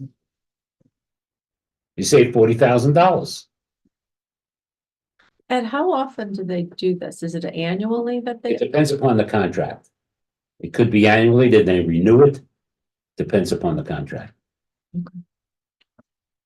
The problem is the idea of this, that the understanding of the idea of this, of the consortment, of DAS, of all of these different ways of buying things. That the idea of it is they're doing the work for you. They're going out getting the bids, they're vetting it, they go through all their hoops. So that municipalities don't have to go through the full bid process. that's exactly the point. But it's tough to swallow sometimes. If you don't understand it and you don't dig through it all and you don't Well, I have, understand. when there's Here's some schools. like proof. Field turf, East Hartford, Glastonbury, Guilford, Hampden, Kingswood, Oxford. Guilford, just so you know what Guilford is, they put in a different cork, okay? It wasn't field turf.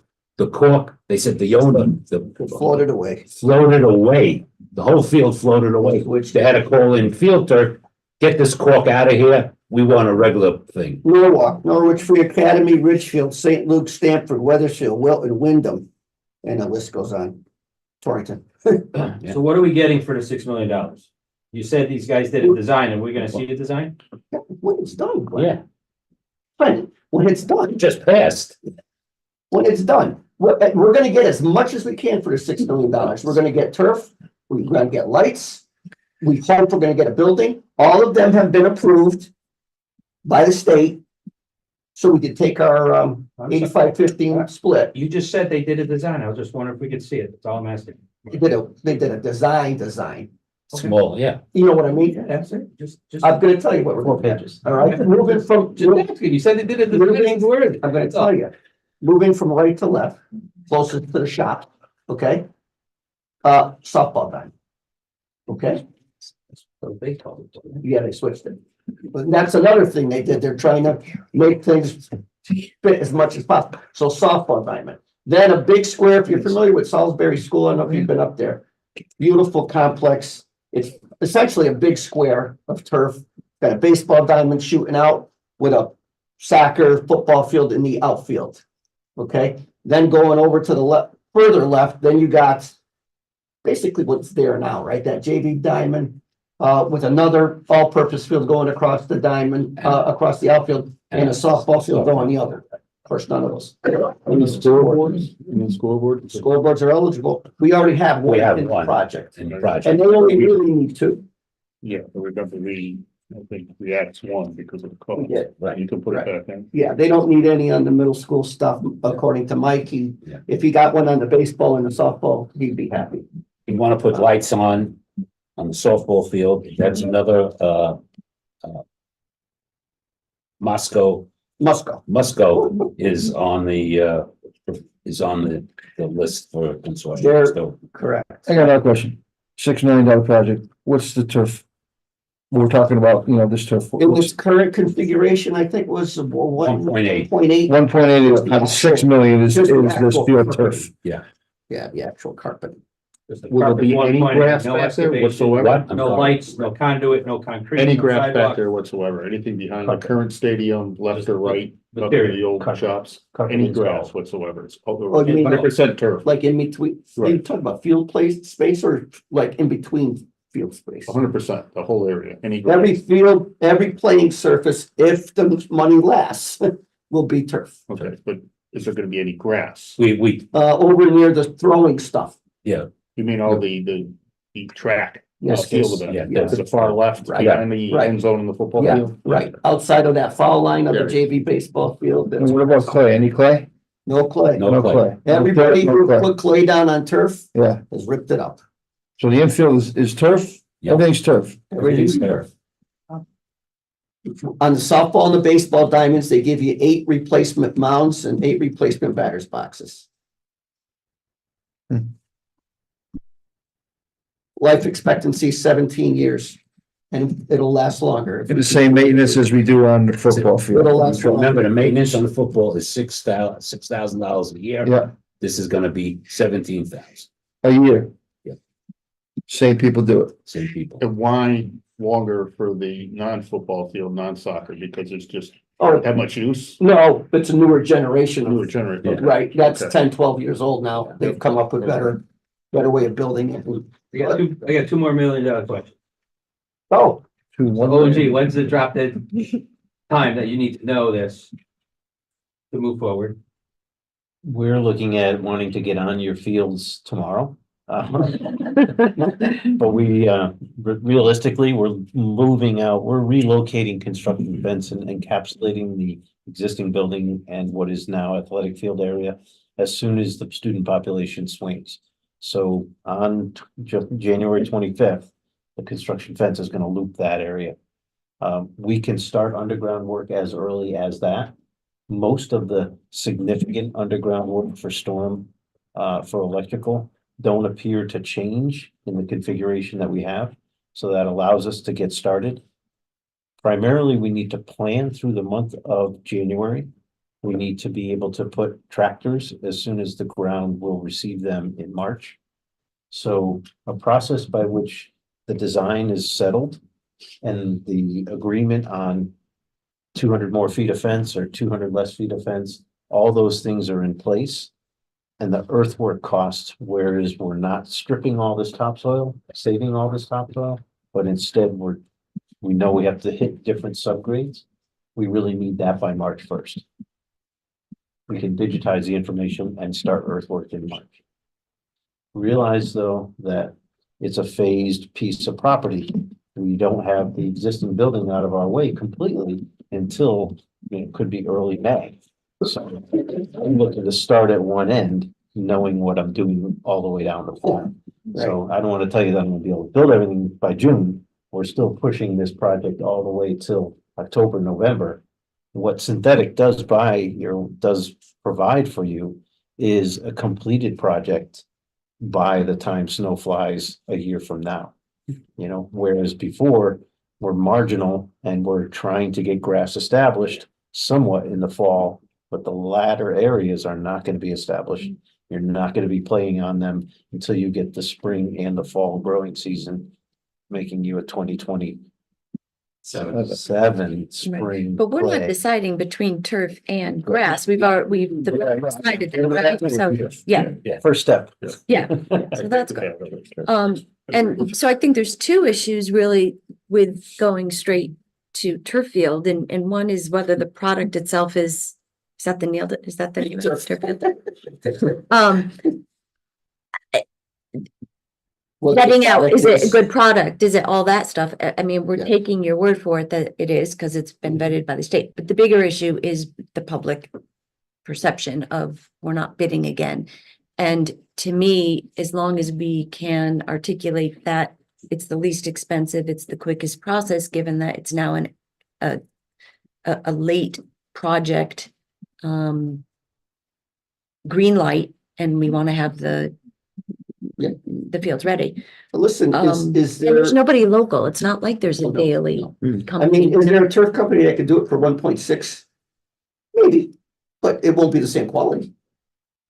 And I think you should push on, that's what we have. Right. We have these people, we like their product. It's Our tested, service right? company's gonna be the same, but chances are they're gonna service at the same time. Yeah, Within the same time, hey, we're gonna do football field, we're gonna do softball field, as opposed to two different products, you're looking at them, and now you Right. gotta, you know. right. So the story of what we can tell the public, I think, is there's elements to, okay, if we're all comfortable with going with that. Now, did I understand that you have a 4-page report that was supplied by Field Turf that depicts the athletic fields, the turf athletic fields? 4-page? It's I thought you had to. four, No, no. yeah, no, four No. drawings. Four drawings. Okay, Drawings. well, that's Drawings, something you can municipal supply to the blocks. rest of us Yeah. as well, okay, circulate that so we. Yeah, we just got it and. Right, sure, I know. Yeah. Well, I think they're not so much interested in all the drainage and stuff. They want to see what. Yeah, we don't it's care, like. I don't care about it. So having turf substantially changes the designs of the field that were initially approved? In this case, it's Yeah. changing both the layout of the fields, Yeah. the pattern of by which all these fields will sit in the space. And then as a function of how you build a synthetic field versus a natural turf, very different process, Yeah. very different drainage. Subsoil sections change. I have just one more thing, and I'm not gonna say anything else about this, because I don't want you guys taking this personally, I'm but not taking. so my concern overall is, one, we had the geotech report. I haven't heard from anybody yet that there's concerns or not concerns that we should have about putting turf on that field. We don't know anything about what the geo reports said. We approved the purchase price tonight, but we haven't gotten anything official. So I don't want to find out after we move forward that there's some big thing in that field that we can't put turf on top of. So that's number one. Two, I don't know what we're actually getting, and that always concerns me. I don't know what the layout, I don't know what it looks like, I don't know what we're actually paying for. Three, the state approved list, I would like to say, is foolproof and wonderful, but we all know from Costa how a lot of people end up on that state list. So I'm just trying, and from my position as a building committee member, to make sure that I'm doing my due diligence to say, this is the best that we can get for the money that the taxpayers are paying for, whether it's state money, local money, it's all coming from all of us. So I just feel like I'm happy it passed, but I don't know enough to say like, yes, let's start putting this down and let's start drilling in the ground, because I don't even know what we're doing. And that's all I'm gonna say about it. I think the geotech report is key, because if we don't know what that says, or when they're not. there's- Gary has read the geotech report. And so does John. John has read it. John's read it. I'm Well, trying, the other thing is, trying to say. let's have another meeting next week. We'll give you the geotech, we'll show you the drawings, we'll have field turf here. Whatever you want. Hold on, I tried to send. Thanksgiving. Yeah, next week will be. We'll do it Thursday. We'll do it Thursday. Next Thursday? Yeah. Come back that. We'll do it the week after. You wanna see if you just got that? My question is, if they're gonna That. refigure the fields, is it going to change if you're at bat No, and the sun's gonna be in your eyes? Oh, they actually. No, Mario's getting two multi-purpose fields versus one before that were. there's football and lacrosse, they're not soccer. And I don't even freaking coach there anymore. But the I'm saying softball there's two field, multi-purpose fields instead of one last time. Yeah, That's they'll all there look is. closely. The major change. they're close to what they were. What you described. No, there's only. I don't There's one in each house. Sure, it's only what it is. Yeah. I got my second So $1 million wait, question. he's answering my question. Email is. So your question was, did they consider the orientation of the fields and I don't the have it. sunlight patterns? And my understanding is that they did do an analysis of that here. as part of the layout that they provided. It's what they do. There are some changes to the orientations of the fields in the draft set of drawings that are shared. And I think that's, Whether it was that or like, not. we're not gonna know how to read this report. I'm looking for like, gee, somebody to say. That's the way. it People have said it's Greek to them. Right. Don't put anything in the report that suggests Careful that what they you're tell gonna me. find. Just what I, yeah, That literally, that is. right, because Oh, like John is talking, John. John, But it's down deep enough where soil reinforcing, the normal process of excavating, there's a cut and fill that has to happen. Those materials will be removed and replaced with suitable soils. There are no foundations, there are no sinkholes that were revealed in any of the borings or any of the test holes. And that would have to happen whether we did grass or turf, right? Correct. Okay, so, If you were putting a building out there, that's a different equation, but from field to field material to field material, what you have out there is suitable for it, as long as the subgrade is prepared properly, which it was going to be done anyway. so I think to me, that's what people need to know, that regardless if it's grass or turf, Upon receipt of the geotech report, it was shared with the design team and ourselves and Gary. And then a meeting was held with the boring people, the people that Whitestone Company. And they walked through the borings and we all looked at what. and I'm not saying, and none that, I'm just saying the building committee hasn't received anything that's- about it. That was just my Hearing the point. report is, it's out there, it should be out there. We wouldn't be able Others to to understand. read. They put it in. Right. We just want someone to say it's okay, there's not big problems. John and I have seen a lot of reports over our times, and your soil out there is representative of typical soils in this condition, with the exception of the last 50 feet by Daily Drive, where that cul-de-sac bulb is, they found a bad spot. But all the What's a rest bad are spot? bad spot. The materials under the earth are not native, they're a fill, and the fill is not a clean product. okay, They ran into rubble, they ran into sticks. and stuff. So that's an area that would be excavated out down to something that is either native or solid and then replaced. Where you have enough material on the property to put the good material be able in to do that that, hole. okay, good. But he just said we would have to do that whether it was grass or turf. Right, the Right, benefit right. of this series of borings to get to Gary's benefit is that you did spend some money, but you found that now. You found that before it turns into a change order by T and M instead of a change order by, okay, now we know what the scope of work is. We're going to negotiate a best price. We know we're doing all the earthwork and I know I have my equipment out there. I don't have to charge you as much as I would if I discovered it. I just want to make sure that the fields are facing correctly because I've played on fields where the sun is in your eyes the first hour of the game and it's not good, especially for Actually, for what this. high school, middle school. The sun's gonna be behind you, so it's gonna be. So the outfield is- It looks like what it generally has been for the last, I graduated like over 50 years. Yeah, It's more or less the same configuration. dome. the new configuration. How'd that work out for Tampa? Mike, I don't know why I can't send it to you. How do you know it? Okay, so this field is facing that way, Right, so the sun's but gonna this be, one is facing this that's, way. yeah, but that's the way it's always been, that field, like JV field, the one on the left, I mean. If there's another way, yeah, it almost been no big deal, but that's the way it's always been. Okay. Thank you. This is the existing. You sure have? Oh, there's three. Center fielder's not gonna like it.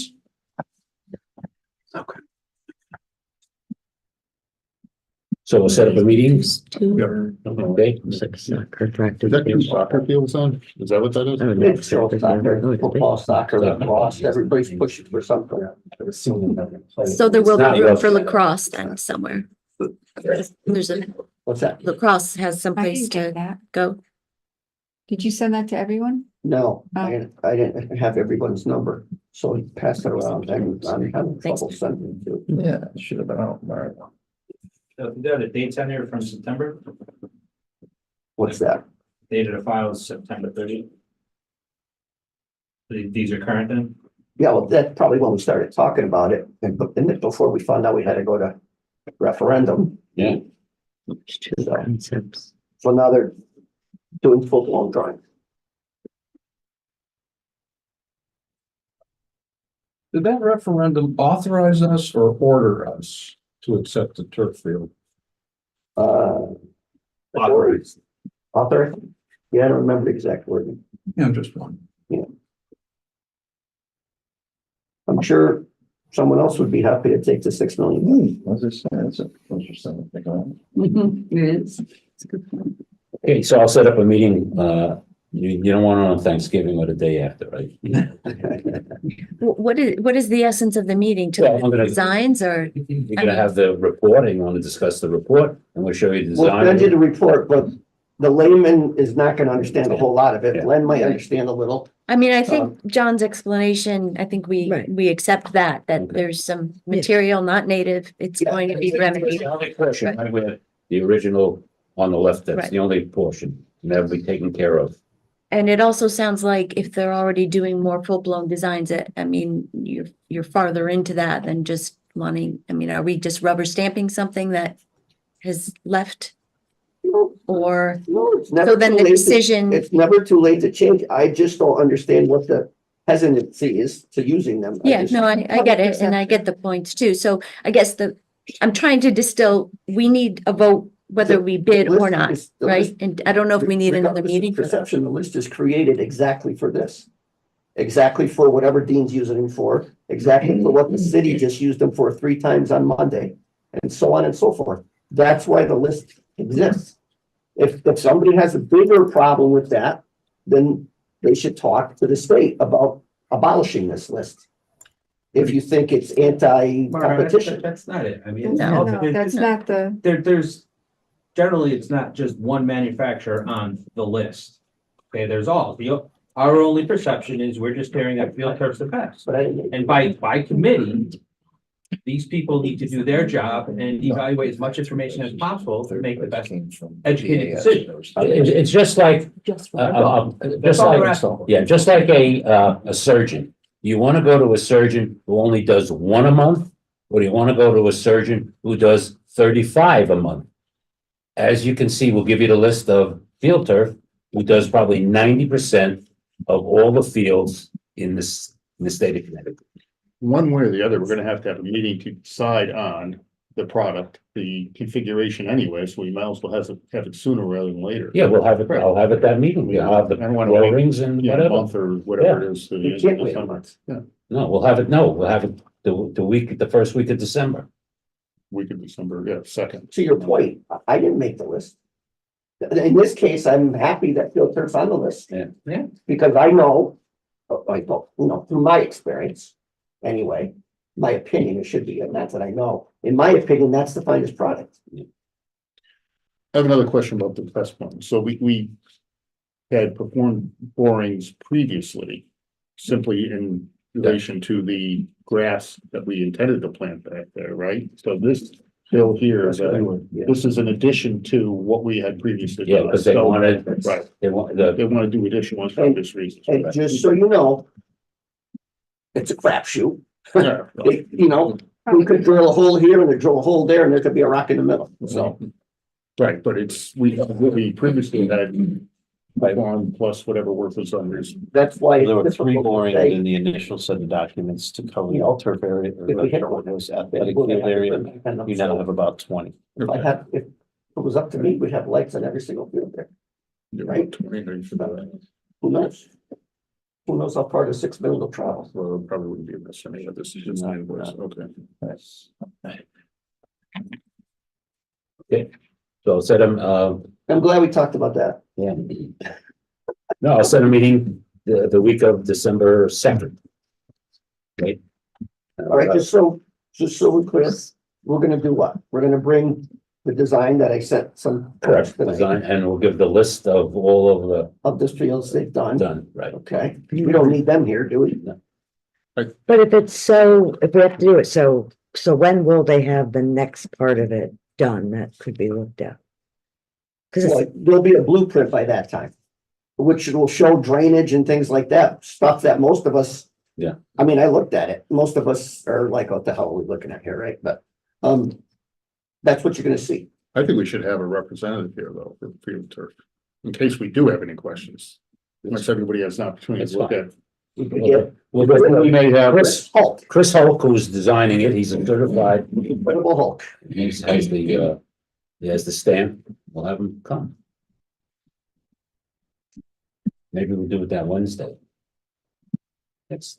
Is that enough time? I'm sorry, I'm asking too many questions. My last one, I promise. So is that enough time for the O and G team to get an overall Yeah. project scope and cost? We're talking excavation, the fencing, the lighting. We can't just. What are you bidding? We're gonna say, yeah. That's not fair. Yes. We're not putting a price together on it yet. We gotta, Well, all we know now is, it's $1.8 million for turf. How much does everything else cost? Exactly. We have- we need the design so we can price it. That's the thing. You gotta take. the Let's step back. first Yeah, step. you have that meeting plan. Okay, and you need definitely know by March. Oh, yeah. So we only have December, January, and February. You need, yeah. There's 3 more committee meetings to get this done. And I'm sure it needs to go to full board for final approval. Fiona, you probably answered that question best. Is that accurate? I'm not sure. I don't think so, because it's done through a referendum. Building committee. Decision. Now it's part of the building Oh, committee yes. project, I think. You have, Yeah, Okay. Yeah. But you still got- We're- so you got 3 we're- committee meetings. we're blurring the lines Right. between correct. everybody's responsibility. Yeah, That's why there's members of the board of ed on this committee. So you guys could have your say. There's just other joint meetings where we had to make decisions on stuff. I didn't know if this was. No, this is totally different. The state says the building committee is In charge of the in project. charge of the project.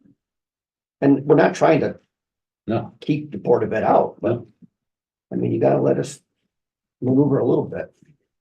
so what is the purpose of this next meeting? That's, I think, what I'm It's informational. informational. We're gonna show you the design and the guy will be here. Chris Hulk will be here, who designed it, how to move things If it around. makes you guys feel better, we're happy to have it. Yeah, I know it's the way to go. I know it is, but if you guys Well, want we to have the it meeting, we sooner go rather with than it. later, because O and G needs, its marching Yeah. orders to come up with the price anyway. Right, so. Well, again, it's not a matter of if we're doing turf.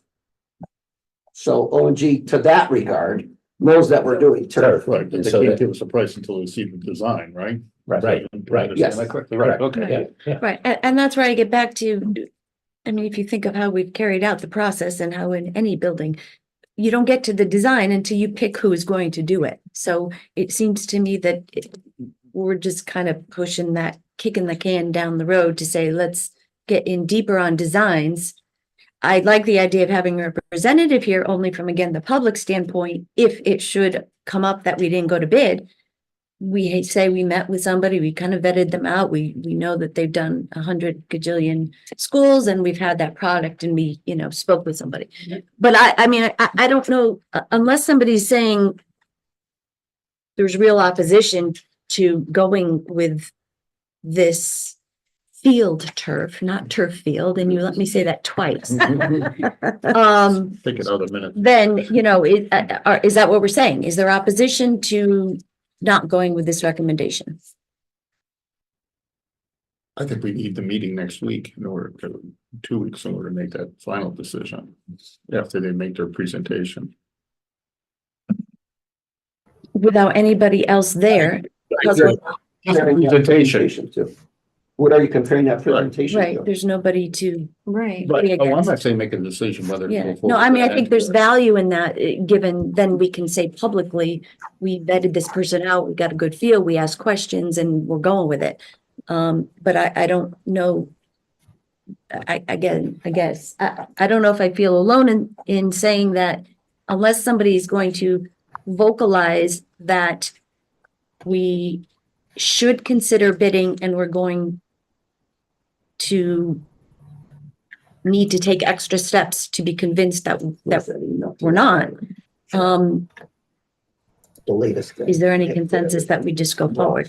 And you're saying you can make a decision based on that presentation. But you're making a decision on one presentation, not, No, I'm not, no, I would make Do you know a what I decision mean? whether or not we would go with them or we would put it out to bid. Not, You're not making that decision. So, no, Are you comfortable not going to bid? I don't know yet until I hear the presentation that they're going to present next to. so if this guy answers, yes, absolutely, right? You could certainly buy turf and lights on the state consortium, Was federal consult, whatever. right? That's the state's blessing to not having to go out to bid. But I think so, but there's 5 people that do that on the list. I think for me, that's where I'm struggling with, is like, how do we decide between the 5? And maybe the answer is they do the most fields, they have the best reviews, they have something that makes them stand out. So to me, the process would work that we would have 2 of those people even come out, not even a lot of them, not out to bid, but 2 of those people come out, give us a quick presentation, let us understand the differences so we can I say, got you. okay, they're clearly better than this one. Under the impression, repeatedly, but he'll check again. Yeah. We're under the impression that they are the Single. single sole, and I actually heard that verbiage again during the city council meeting. Right. Sole provider, right? So you've heard it during the city council meeting. We're under the impression they're the only turf company on that list. Ed will check again. Yeah. But So does that I change? don't know how these lists are made. I I don't, don't either. Yeah. but they are made and they're made for a reason. And there's a process And there's a to get on process. this list. Right. Just so you know, I put in Region 15 and they named it after me at Aaron Field, just want to let you know. And after 15 years, went to the list and had field turf, put the new carpet on it. Didn't go out to bid. But were there from, any other turf? No, we had field turf and we wanted to continue with them and they were on the consortium. Right, bid. right, but are they? I don't remember, Okay, tell you the truth, but they came, they were the low and they did it. but there's no other turf I don't know. field company on the list now. That's what That's we our understand. impression. That's our impression. Okay. but I'll So- You figure it have a out. name or a contract number of this consortium? Do we have a name? Yeah, what's this consortium? What is it? trying to talk, Well, no, it's a trying to get I don't know the name. Okay. Oh, there's 2. We can give you the name, you can check it out. What exactly is your opposition? Yeah, There's no opposition. I'm trying to support their questions. Are there other people on this list? We don't even know what this list is. You're saying it's state, he's saying it's. I have it, We don't, They're both. that's all. There's 2 lists. you want, I'll go downstairs. No. No, I've had it already, you know, I'll go downstairs. Downstairs. we can't take it You- personal, it's not personal, it's just, How did Dean just pull it off? you know, Yeah, Who says the list doesn't exist? no one's saying What's it that. called? Dean, what's the name of the list? Do you remember? We can't keep. We can't say that right now. This ain't gonna happen. We looked at that, that was called Sourcewell. Yeah, that's where you track. That's a Working out really. assortment, same You idea. don't know what it's called. Fiona, They what's, don't even know what it's called. I'm just saying, like, it's great. You guys have a lot of information that we don't have, okay? But what we get from the public is, because we're on the building committee, we should know all this, and people saying, oh, does somebody know somebody? Why are you picking those people and you're not picking others? And all I'm saying is, from my standpoint, I want to explain the decisions we've made. I want to understand why we're making them. I want to know if there's 5 people on the list, and I'm not saying if there is or isn't, and I'm not questioning it. I'm saying we don't have enough information to know that. And Mario, I think it's real simple to, if I may, I think the question that's been going around the room and everyone's just taking it a different direction if field turf is on the list, and they are, I 100% agree with you. Yeah, I do too. 100%. But if Brian Scott's turf is also on the list, I think the question in the room, it is, why, what's the harm in saying the Brian Scott turf versus There is no and I'm not saying field turf isn't the, There I is think no they're a harm. great. There is no harm. Right, I don't think That's the anyone's question saying, in the room, But to our, just so you know. but our repeated inquiries to that effect, all we know is that field turf is on. Correct, so I think but the question, and I think that's what Glenn was trying to say, if there's another company, circa the Brian Scott turf or circa whoever, the company that Fiona mentioned earlier, then it's apples to apples, because they're both on the list that's been vetted. Right. Is it apples to apples though? Yes, But product are different, and that was Pat's question, Well, then right. you have to look at product versus. Right. I mean, you, Whatever. if But once that's a category in terms of the you go. No, just in terms of the list you but mentioned. we're not stupid. We would know that. as soon as Right. we saw It's them. not saying that we're gonna go with another company. We just need to see it. And if field turf is the only one on the list, well, then We got that. that settles the question. Right, Agreed. I think, did I repost the question? Yeah. No, that was- And, I and tried. But I gotta say this though, their due diligence and finding and using Turf Pro in our original field, I know it was passed a couple of years ago, we put this in there, right? Yeah, don't change the name. Whatever the hell it's Don't called. change the name. Right? And the proof that how many schools around us have used it, and it's on the list. mhm. Which list? I don't know, I just don't, Don't open that up. the due diligence is being done. It's not like we're just picking somebody up and not saying It's it. been done twice. The state already did it. You're right. right, but they might have done it for other people too, There, and so that's then the we just have a fiduciary duty to Right. make a Right. If that's educated a list of decision. Fields, I'll read it to them while you're looking. I already, No, we just wanna know. Not what they're asking. Well, if you can send it, it would be better. No, No, Did you listen to Mr. Wilson? I listen mostly to you. He's expressing the question that. The no, in the room, you're not AEPA getting answered. is the AEPA list, AEPA. right? Association of Educational. Can't read it. he. What's also. Do we risk backlash from the state if we inquire about other people who are not on the list? Is there any potential for backlash from the state? State flows the way it's. I don't even think we're at I'm that just question asking, yet. is We're just there- asking. they're the only one on the list. But I just didn't know if we Right. anger anybody at the state level who says the list is, or we get penalized. No, you don't have to They use- withhold money. No, but it's safer. Oh, and it's more- absolutely. And It's more cost effective. It's Absolutely. AEPA, Absolutely. AEPA, That's AEPA. and that's AEPA, National Bid Locally Awarded. It's a Association for Education. And it gives you a mission. This almost looks like done like Sourcewell, where you buy other equipment. And you can find your state is part of it. And it gives you the whole reason why they do it, the mission, the contact, the vendors, the bidding information, registration, solicitation. That's what these people do. They do all this legwork for you. But is there 5 on the list or? Well, you gotta dig into that That's- particular. I don't think Yes, I think that's just, Connecticut capital. Great, yeah, they put like 6 and 20. And I think the reason why is Field Turf holds a cooperative purchasing contract. I don't think anybody else, but we've checked. Two questions. So, do you guys hear that? Field Turf holds the AEPA Consortium contract. consortium contract. And just check it again. So just them. That was the question. Yeah. Okay. Okay, so that was the question. There you go. And I just want to check it again. That's That's all. Check it again. Too bad we didn't think of that question first. It stands for No, the everyone did ask that Association of question. Educational Purchasing Agencies. so that's different than the state of Connecticut. Yeah, so you can, Okay. Yes, there you it's go. national. Same thing. Multi-state nonprofit Well, organization. Connecticut's. And they're the only ones on it. Right. Yeah. And you should be knowing Correct. this information in the back of your head. I don't know with that, but I could deal with you later on that, Buildings. sir.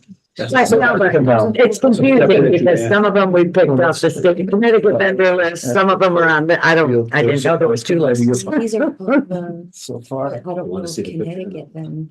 Got nothing for You can't move dirt, Dan. I'm warning you now. just to confirm, it's the Gonna have a hell of a lot of toast. Connecticut representative on the AEPA national list. Correct. And how about the state list? Is it the only? I don't think the state has this on their list. Okay. When I changed it, we had to go to AEP. Oh, okay. When you did the other school, was it Donawag, did you say? Or was it- 15. Okay. So, Would you put in a field? Field surfaces? Right, let's put a bow on it. This doesn't say it's a national, it Dan, says Could multi. you give me that list, yeah? Under purchasing categories, athletic surfaces. This is only my turf envelope. If anybody has seen, what's that lawyer show? Lincoln Lawyer. Lincoln Lawyer. it's good. Has anybody seen it? It's really Car is Lincoln Lawyer. Plus I had to buy wreaths. Jewish guy had to buy wreaths for our organization. Yes. Donna, not real, the Lincoln one. What really blows my mind is, you know what's in every one of them. Asking questions. with I have to. no reason, Okay, no so just another thing, Discovery. I'll send a note Are out we gonna on have a Monday. meeting? For December 7th at 10 o'clock, we'll have a tour. Are we getting- So send it out, a reminder on Monday. Can we back up 1 second? Yeah, So are we doing this meeting or not? You guys want this meeting? Yes, I do at least. I mean, I don't want to be the only one there, but I mean. Yes. Right, first I'd like to see the design and talk to them about it. If there's any other options, they can tell us why they went from one design to the other design. But is that going to affect going out to bid or going with this company? It's just informational. So it's not gonna affect. One way or the other, to me, no. I mean, I may feel. So more do we need confident. another meeting I to would like- decide if we're gonna go to bid or use? or I, you want me, oh, Do you know what I mean? Yes, I can't answer that now until I listen to these people. I get that. Oh, wait, Yeah, I that think that's- way in their favor. Keep in mind, they didn't design, they didn't design the field that went to bid as an ad alternate. Right, I understand that. Because it wouldn't have made any difference anyway. It's Right. basically 1/3 of the size of what we're talking about today anyway. Right. well, we'll have a meeting for anybody who wants to go up and, So just to clarify, look, I, yeah, because there is more than one turf. I'm in looking this. right now. There's a Shaw Sports Surfaces on here, which. I just want to, let's just talk about facts. Familiar with them. So if that, they're the best, that's fabulous, but there is more than them on that list, so, Shaw Sports Turf is on here. And it has their bid Astro Turf documents is- on there. I don't know, like, how right. far you go down. We Yeah, can look it at the says that bids, you so. can view all the bid. The bid documents are all there. But there is value and weight and to the fact that we do know them and Right, oh, I product has agree. been good and all that. Right, but exactly. That comes at like, What did you guys say? You could see their bid in here? You could see yeah, it there's has their multiple bids for different companies. years. There's AstroTurf too, whatever that means. Yes. AstroTurf, Astro. the old stuff, Yes. the old, that's the name of a company. did somebody just buy it or is it the same crappy turf? Right, huh? The eighth wonder of the world, yeah, built on cement. Until people played on it, yeah. What do you want to do? We want to have the meeting, have the meeting. Okay. Hold on, can we have people have a chance to look at this, maybe? Yeah, you got a week. Because this has a bunch of other people on there too. And maybe if we look at those and the bids, it'll make sense more to us. That's I all. mean, is everyone comfortable looking at what's out there? Because it has a breakdown of how they bid. It's a real rabbit hole. You can actually see the Yeah. bids from all the It's a vendors. Move on to it. rabbit hole. You want to spend time, it's the same as that Sourcewell I went through. It's, I have to call the lady because I need clarification. I'm not a turf on. Yes. I can't, yeah. Takes a lot of work. So like December 2nd, is that enough time for you to? Yeah, I mean, to me, all I'm looking at is should we have two people present to us or one? That's all I'm thinking of, because I'm just not, You think? yeah. I mean, I just think it's strange. Well, I had We don't have to have the same meeting. I mean, I remember we went through the whole process. Yeah, that's how we did the pony shows with all the other people. You know, well, we can, if we whether it's December 2nd or Yeah. December 13th, it doesn't really make that much of a difference to me, but we could have one contractor and then subsequently have Does that another make a difference to you? contractor at some point later December or early January, if you want to look at another one. But I think they're Dan is- saying, Yeah. that's what is the goals? Are you Yeah, trying? well, it's turf. It's just a question of, No, the design, right, whomever you're gonna choose, whether it's field Right. turf or somebody else, has to be starting that design. Right. Yesterday. Mhm. Oh, they did. They did, They did. they did. Okay, so I think that's a different question. Are we already locked into No, turf field? we asked, he said no, Okay. but That's field what turf. they've done. Field turf? That's the price of doing business right now. I'm gonna say a little something. I trust the fact that you guys know what you're talking about with this company and that you built fields and know of fields all over the state. So for me, I don't know enough, even if I read about these companies, that's not gonna make much of a difference, in my opinion, on my decision. I'm trusting the process and trusting the work that these people have done in the past.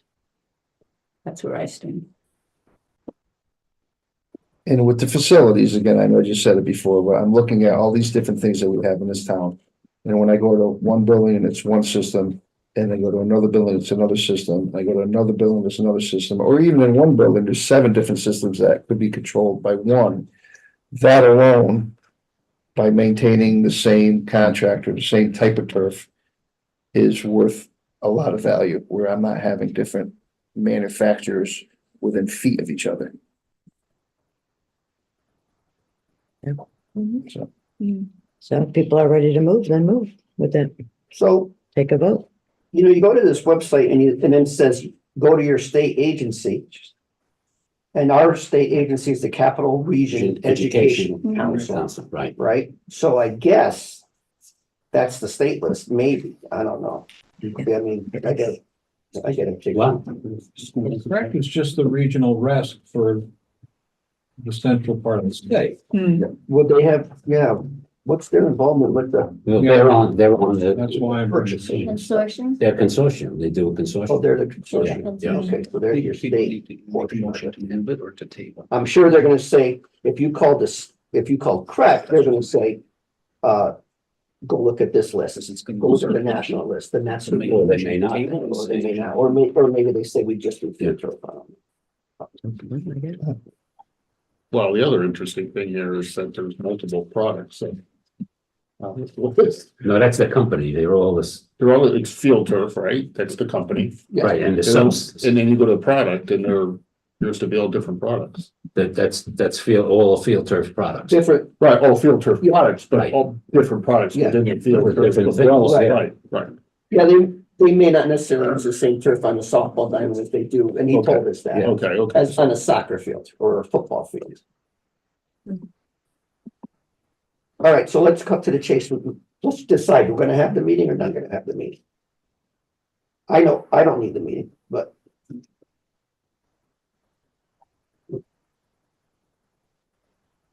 You wanna feel comfortable with the guy, whatever. absolutely, I want them to feel comfortable. You wanna have it, let's have it. We are not locked into field turf. We're not. Yeah. I mean, in a financial manner or a legal manner. We haven't signed anything. And did you give us a date or you just gonna try to get? Well, I was thinking of that Wednesday. maybe. Okay, so it'll be the 4th. Yeah.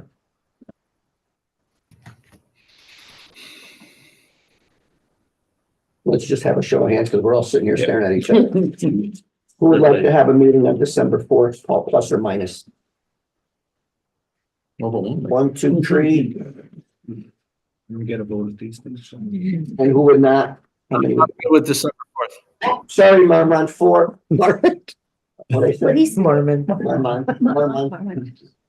Unless there were 2 representatives there, I don't feel the need to have one. I We could work hard to try to get somebody there. But I mean, I would only be doing that to feel like I've carried out a duty. Chances are unless field turf flopped, I would go with the recommendation. So Right. to just have field turf there, I don't need another meeting. But I also don't want to cause more work by trying to have somebody there, so I'm happy to go with your recommendation as well. I mean, And I agree with Robin. I mean, I think you've done enough of these fields. I also know the process of the consortium and the fact that it is a process. So I too feel very comfortable just going with that. And the other part to Dean's comment is that we have a relationship with them already. They've done a field here. We've been happy with the work they've done.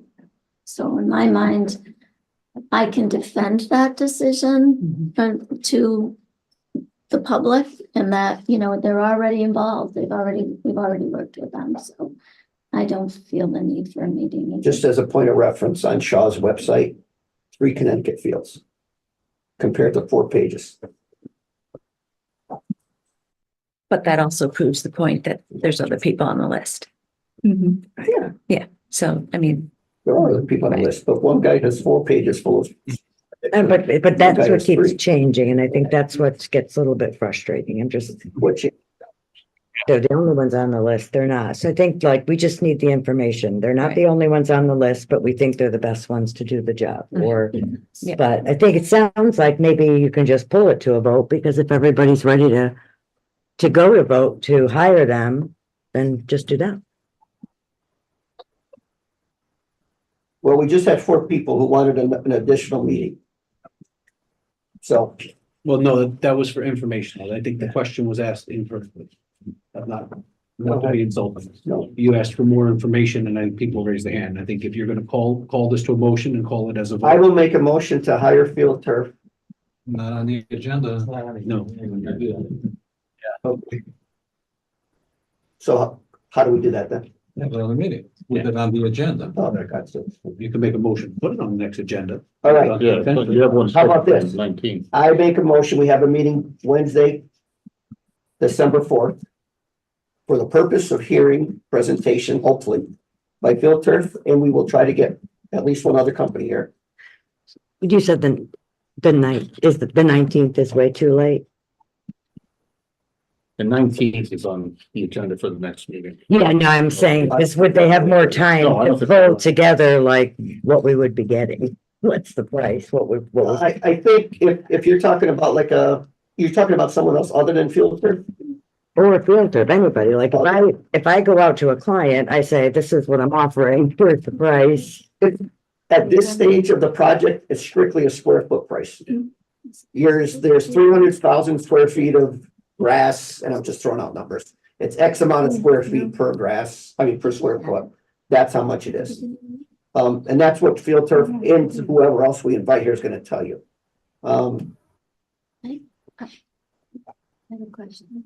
Sure. I thought Ed added the turf fields To the to the agenda to the agenda. at the beginning of the meeting. Yeah, that was for talking. Just talking about, okay, so. Yeah, It wasn't, Follow- it wasn't action, it wasn't Follow- discussion okay. and action. And you said it was what, 1.2, just for the project, Mario? 1.8. Okay.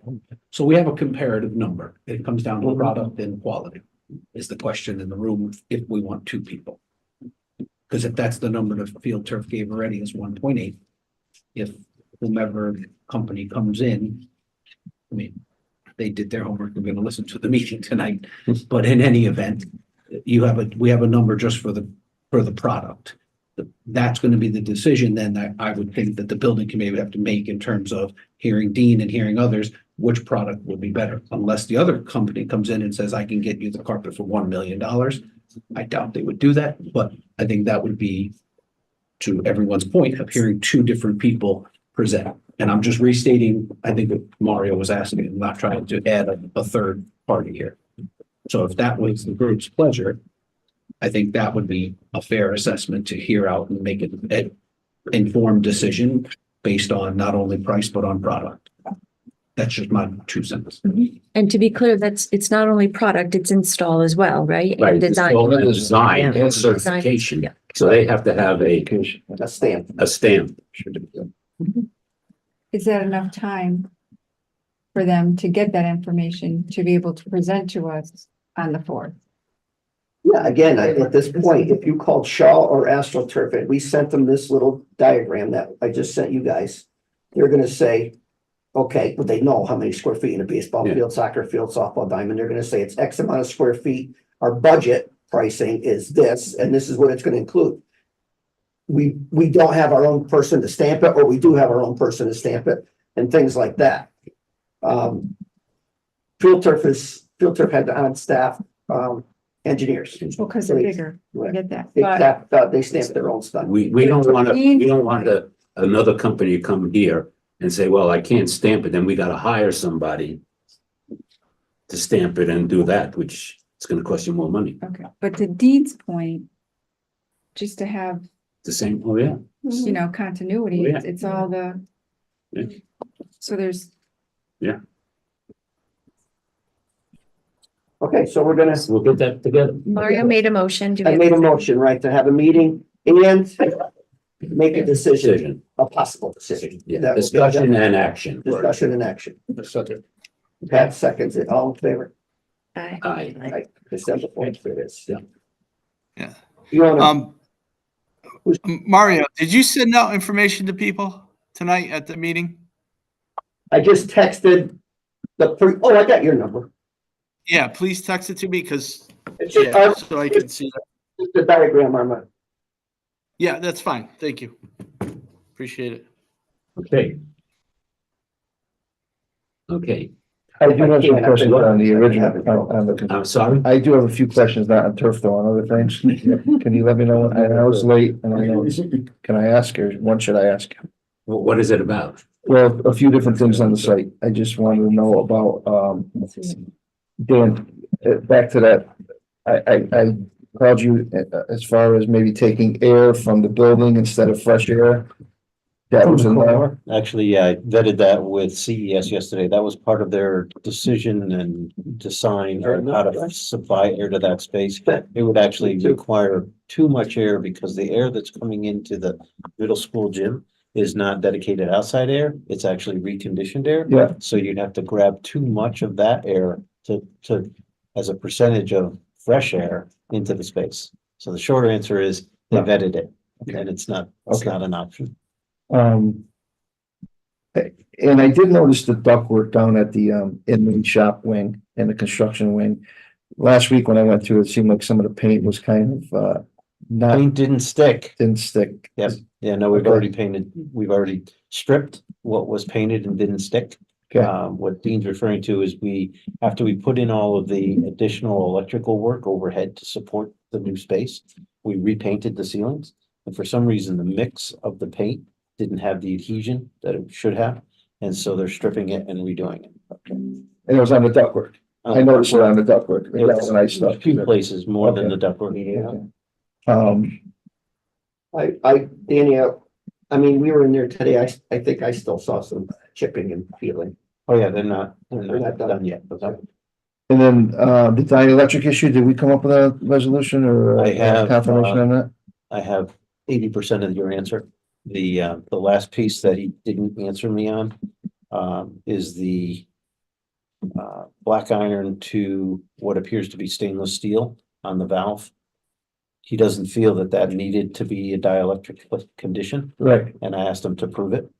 But as far as the copper to black iron, there is a brass nipple in between that serves as a dielectric, and he pulled code to help me understand that part of it. Okay. And then did we lose Kemp? Kemp, is he up there? She's still here. Oh, he stuck a pencil in his eye. Well, no, the question was, you and I talked about it before. I wanted you to state it. You're gonna make it clearer than me as far as the exit plans we were talking about. Remember the plans I know Kemp, you sent me something last week where they were the very simple plans for our exit of emergency exiting, but we were talking today about, so. Dan. Okay, so what I'm gonna paraphrase that your request is in every building, in every room, there is a plan to get those people out of the building Yeah. and where they go. Mhm. We call it a muster plan. we don't develop the plan, the owner of the building develops the plan. To generate that plan, Dean has asked Slam to provide a set of backgrounds that are nice and clean and don't have all the section cuts and all the other Oh, pieces of okay. information that make them too complicated, so that somebody could take those drawings and draw little paths Mhm. so that you can make a drawing for each room, So evacuation plans. an evacuation plan. Yeah, yeah. And we talk about with room numbers on it also, would have made it. Room numbers if you want them. Again, Yeah. this is a request of Dean to, Well, that's just it. And are the room numbers that are on there now gonna maintain the room numbers when we're in the building? so Is there a for difference? everybody's benefit, construction document room numbers are not the same as permanent room numbers. About a year ago, 9 months ago, the question was asked of the school, of the Board of Ed, presumably, that permanent room numbers be provided so that when we do our work to put fire alarm devices, if it says it's in room X, it's the right number. Yeah, that's the same. So that's all been vetted, and if you change them after the fact, or after you move in, that's your decision, but right now, all the room signs have the permanent room numbers as provided to us Okay. 9 months ago. Right, so we have that submittal, correct, Dan? So, What's it? let me ask, Signs. is that the plan that you gave me was what Dan just described? If No, you the remember, plan I gave you didn't have any room numbers on it. so everything but the numbers on there, is that what it was? It was just clean plans, no room name or number on it, but we can put the numbers on. Yeah, but did it have the muster location like what he's talking about identified No, on that's there? gonna come from you guys. That's gonna come from the district. Correct. That has to come from the owner of the building. I got you. He's you, You said muster and I say evacuation. right, we have Same to plan. decide, we usually do it with the fire department. Right, and the honestly. police. Yeah, Okay, yeah, all right, as long as we're on the same page. yeah. So if you have that, I can get you plans with numbers on them though. Yeah, I think that would be more helpful, especially now I'm gonna have more people involved with this, so room numbers would be helpful. yeah, for your quick and easy reference, Kemp, it's ASI 9R. That has all the numbers stamped on them. And then the last thing I got was, you've been, I know you went back and forth, but to be clear tonight, you looking for a phone number instead of 911, and we do have supposedly a temporary cell phone number. Can it be sent to that? No. No. For simplicity's sake, so what? This is for area of I rescue. know, I was doing it today. For the area of rescue. Yeah, so the decision was made that that phone number or that dialer will call 911. In the event that somebody is at the area of rescue and they want to speak to someone, it doesn't go to any local phone in the building. It goes to 911. Oh, so you changed the pattern of that, you're saying? You made a decision, changed the pattern of Made that? it simple Okay, because the reason being it rings a phone, but if nobody answers the Answers. phone, then it calls 911. Yeah. So here's a bigger understanding. In the building, if on the elevated floors, if the alarm goes off, the elevator returns to the first floor. If you are not able to get down a flight of stairs and you need to go to an area of rescue, you go to the area of rescue and there's a communication device there. Somebody goes to that spot, pushes a button, it makes a phone call. Who's it gonna call? And for nuisance trips or a bad kid that wants to cause trouble, he pushes that button. It's gonna call the front office and somebody picks up the phone. But if it goes to 911, it's gonna go to 911, and that becomes a pain in the neck if you have a nuisance condition. So we try to put that initial phone number to be somebody local, but there's nobody local with a direct line until you actually move in. Right? Because we have to swing phone numbers and stuff across. So in the short term, for finalizing the inspections and approval of the building, it will call 911. If after you move in, people are doing this nuisance thing, then we can reprogram the device to call somebody at the front desk to answer the phone. Yeah. And realize, of course, that whenever you pick up or push that button, you're on camera. So if they're a bad kid and they do it more than once, you're gonna see who it is. Mm. Okay? so that, Finished, Dean? yeah, Yeah, you only got That's right, three, you know. you got four. Okay, comments, John, comments of good order. No, sir, thank you. Doug, It doesn't count, but with a turf presentation, if they brought nifty cross sections of turf and talked about turf and drainage and all that, it wouldn't mean anything to me. I'm not a turf expert, so it doesn't count, but I would vote to go with the advice of the project managers. Sun blindness was the only question I had, and that wouldn't be a problem. Sue F. No, No. thank you. Also, No. all set? Anything? No, I think I said no. At the risk of prolonging a meeting, I'll leave the effusion to other people, but I think we should thank Michelle Cook for everything she's done for us in this project while she's still here. Yes. Great point, John. Yeah. Great point.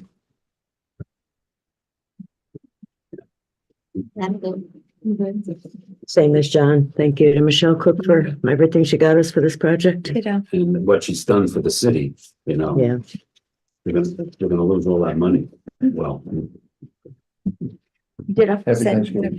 Thank you. Yes, happy Thanksgiving. Happy Thanksgiving. I have a motion to go into executive session, just building committee members and did he leave, Wilson? Do you want to stay in his place? Sure. She does. No, Sue, you can leave and I'll talk to him later. It's fine. That's fine, okay. So how do we do this? Motion to, so. Is Armand in this or can I? No, I'm on the building. Armin's on the- I'm here. But